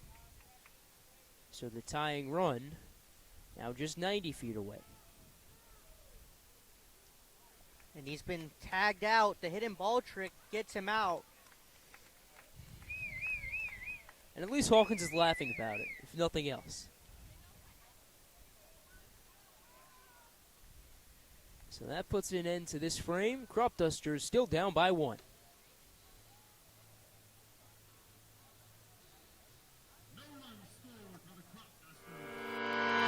Echoes of your words crashing into me. Drown me in your lies, and there's no way to breathe. And my walls will keep you down.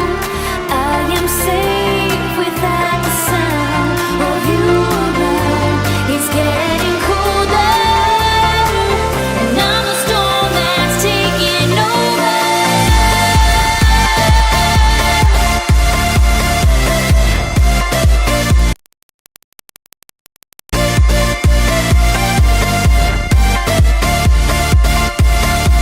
And I'm the storm that's taking over.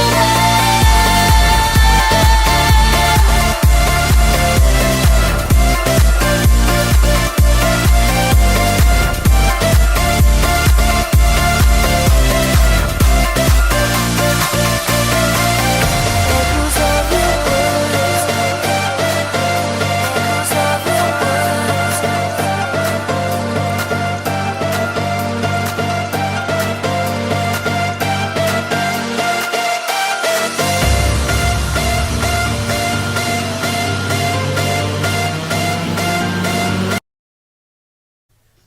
Bottom of the 5th set to get underway here in Alexandria. But before we begin that action, let's send it over to our very own Ali Ali, who's with some Cropdusters for some more. Ali, what do you got for us? Well, we gotta give a tribute to Frank Mann, who was a former city mayor, who was big into sports, and he's the one who's been dedicated over here. It's been a great one. Cropdusters, Aces in a close contest. I'm here with first contestant for movie trivia. Nolan Ross. Hudson Harrison. Wells Twining. Okay, this should be about 3 questions, and they get first dibs at whatever. Just shout it at if you can. Okay, question number 1. Who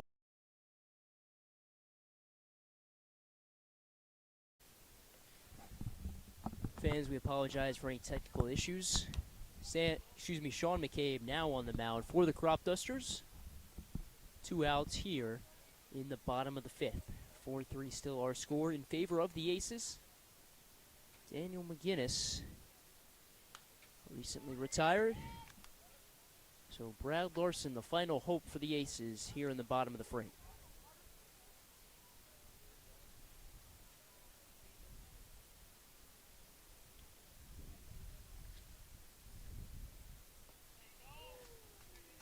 And a swing and a miss from Larson puts an end to the frame. Cave makes quick work of the Aces with a 1-2-3 bottom of the 5th as we head to the 6th here in Alexandria.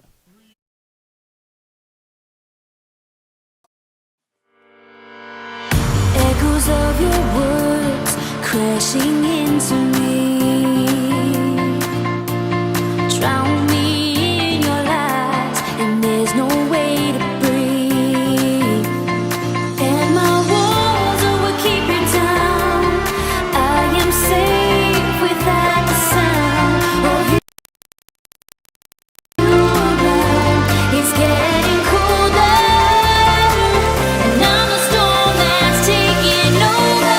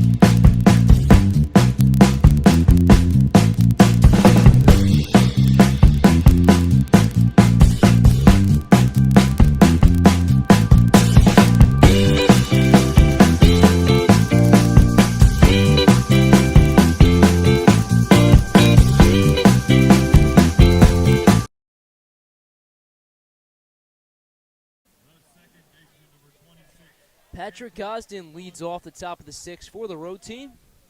They find themselves still in a 1-run hole as we begin the top half of inning number 6. 4-3 the score. Gosden doubled his first time up. Reached first base via throwing error, his second.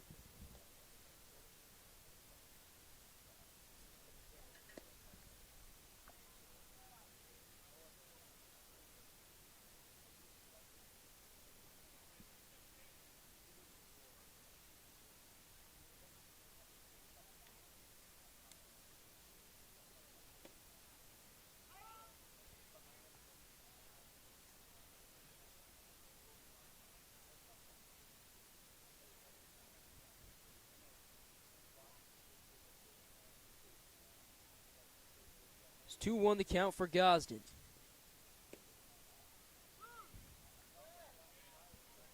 That strike, though, makes it an even count.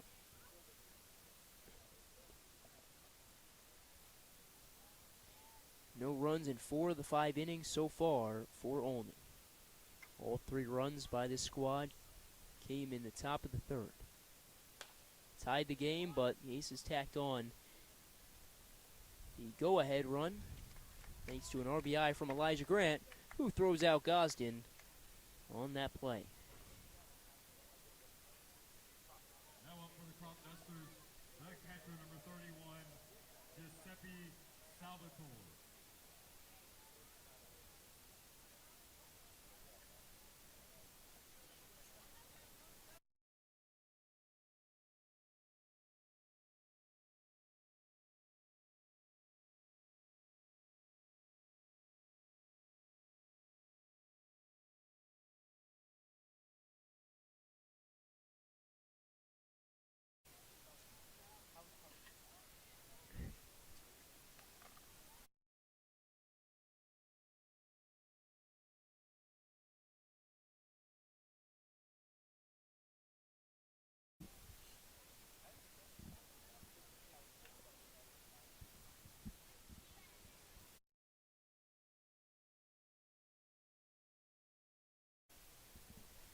The 1-1 to Salvatore misses down low.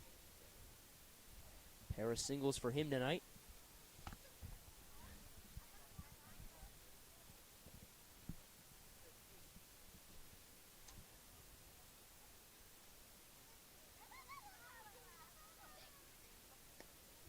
Swings and misses at that pitch. So he's retired for the first time tonight.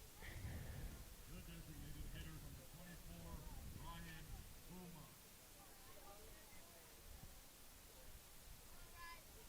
So Ryan Buma, the final hope for the Cropdusters here in the top of the 6th. This is a 7-run game, a 7-inning game, mind you. So shortened contest makes it all that more important. The Cropdusters throwing together some offense. They'll have to wait till the 7th. 1-2-3 frame sends us to the bottom of the 6th here at Frank Mann Field. In the top of the 6th, as we head to the bottom of the 6th, Echoes of your words crashing into me. Drown me in your lies, and there's no way to breathe. And my walls will keep you down. I am safe without the sound of you around. It's getting colder, and I'm the storm that's taking over.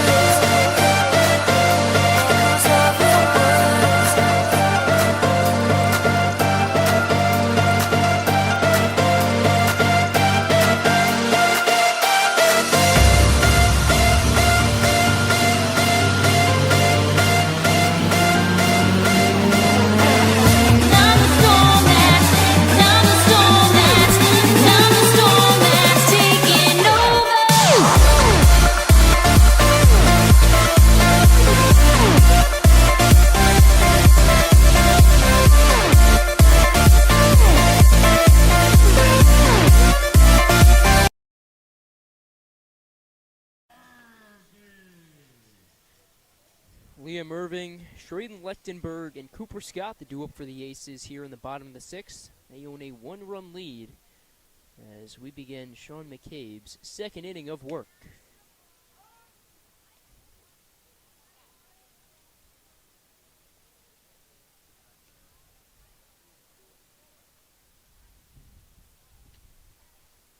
One, two, three for him in the previous frame. Works with Irving in a 1-1 count right here. He gets him to swing and miss. Gave a chance for back-to-back strikeouts. Tyler Larson to end the side in the bottom of the fifth. Nods the head and fires, but just misses for ball two.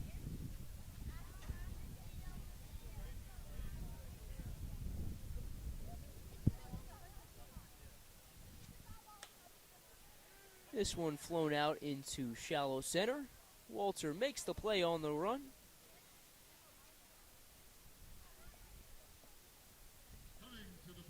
So, just like that, one gone here in the bottom of the sixth.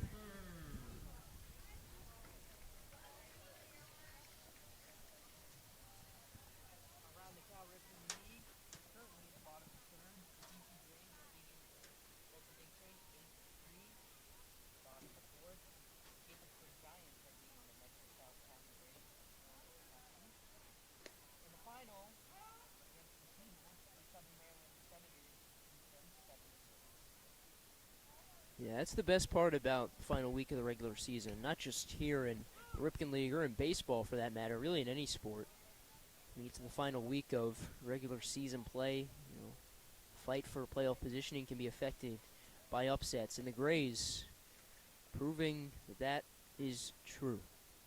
Yesterday took down the Senators in the first game 5-4, big-time upset.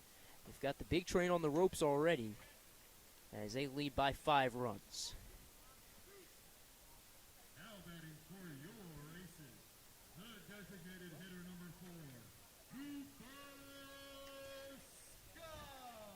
So 2 gone after a Lechtenberg strikeout. Gives way to Cooper Scott. Drew a walk his last time up.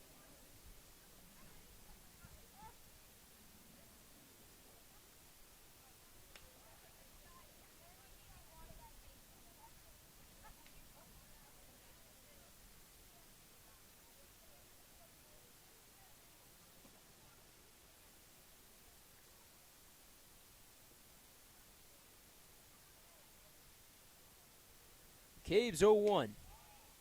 Right down the middle for strike 2.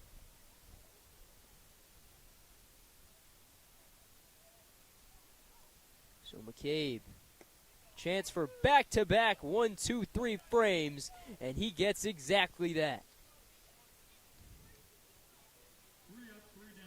Cropdusters trail by 1 as we head to the 7th inning here on the Cropdusters Baseball Network. Echoes of your words crashing into me. Drown me in your lies, and there's no way to breathe. And my walls will keep you down. I am safe without the sound of you around. It's getting colder, and I'm a storm that's taking over.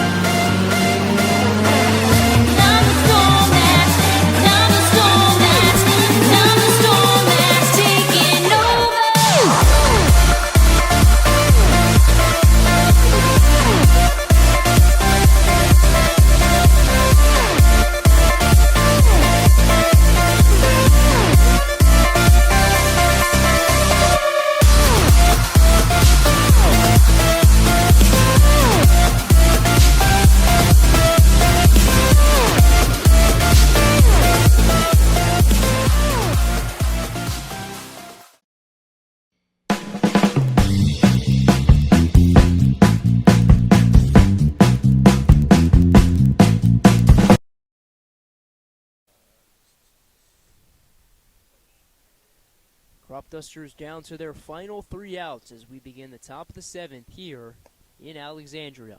Max Waring leads things off. He's 0 for 2 so far tonight.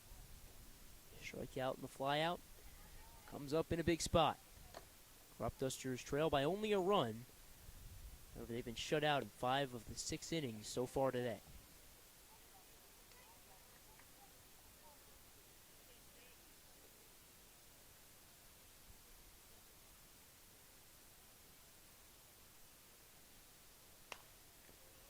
He grounds this to Segro. And Waring retired for the first out.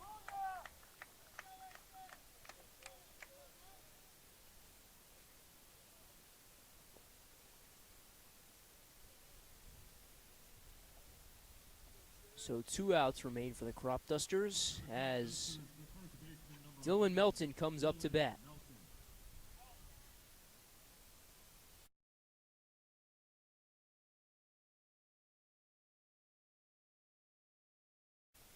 Eden O'Brien Gonzalez on the mound for the Aces, excuse me. He takes the ball from Murray, took it from Couture. 3 of them trying to finish off the Cropdusters. The 0-1 pitch. This is upstairs for ball 1.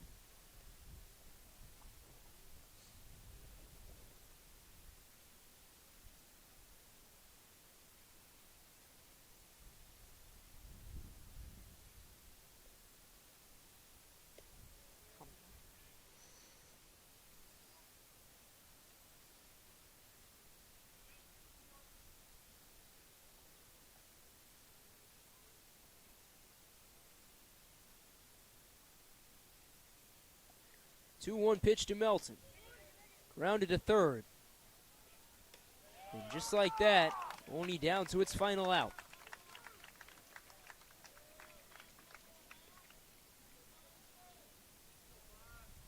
The third baseman, number 5, Sammy Berman. Sammy Berman trying to put an end to his 0 for 3 line tonight. Popped up, struck out, and lined out. Needs to come through right here.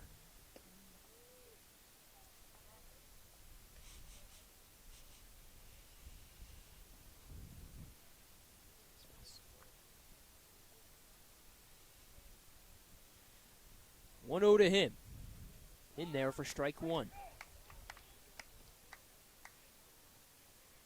No bigger time for this guy to show up and get a crucial big hit for this team. Something he's been looking for all night. That one fouled off. So the Cropdusters down to their final strike.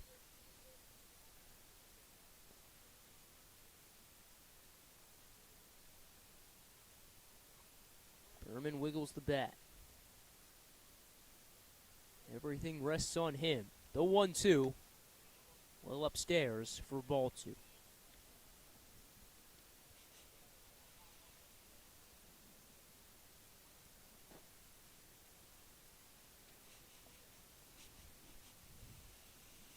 Once again, Cropdusters down to their final strike. The 2-2. Misses. His count rides full. Andrew Duncan awaits on deck. But Gonzalez trying to put an end to him right here. His payoff. He's grounded to Segro. Takes an awkward hop, but it doesn't matter.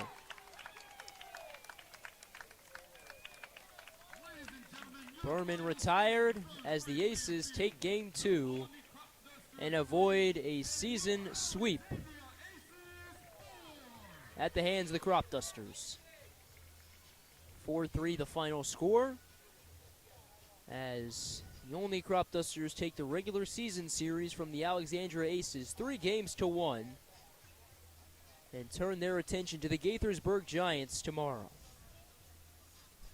So definitely a disappointing defeat, but nonetheless, a Cropdusters team still vying for the top spot. Any final thoughts, Aaron? Yeah, I mean, They played well, just got outplayed. That happens in doubleheaders. You're not expected to win both games, but they put a good fight and fought to the end. Can't be any more proud of these boys. Definitely a gritty comeback effort. Team found themselves in a 3-0 hole, but battled back to tie the game. So can't say they don't compete. But this one officially put in the rearview mirror as, like we said, the Cropdusters turn their attention to the Gaithersburg Giants tomorrow at 7 p.m. That will be at Kelly Park at Criswell Automotive Field. We hope to see you there, but if you can't be there, be sure to join us here on the Cropdusters Baseball Network.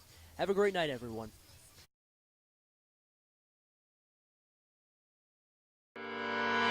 Echoes of your words crashing into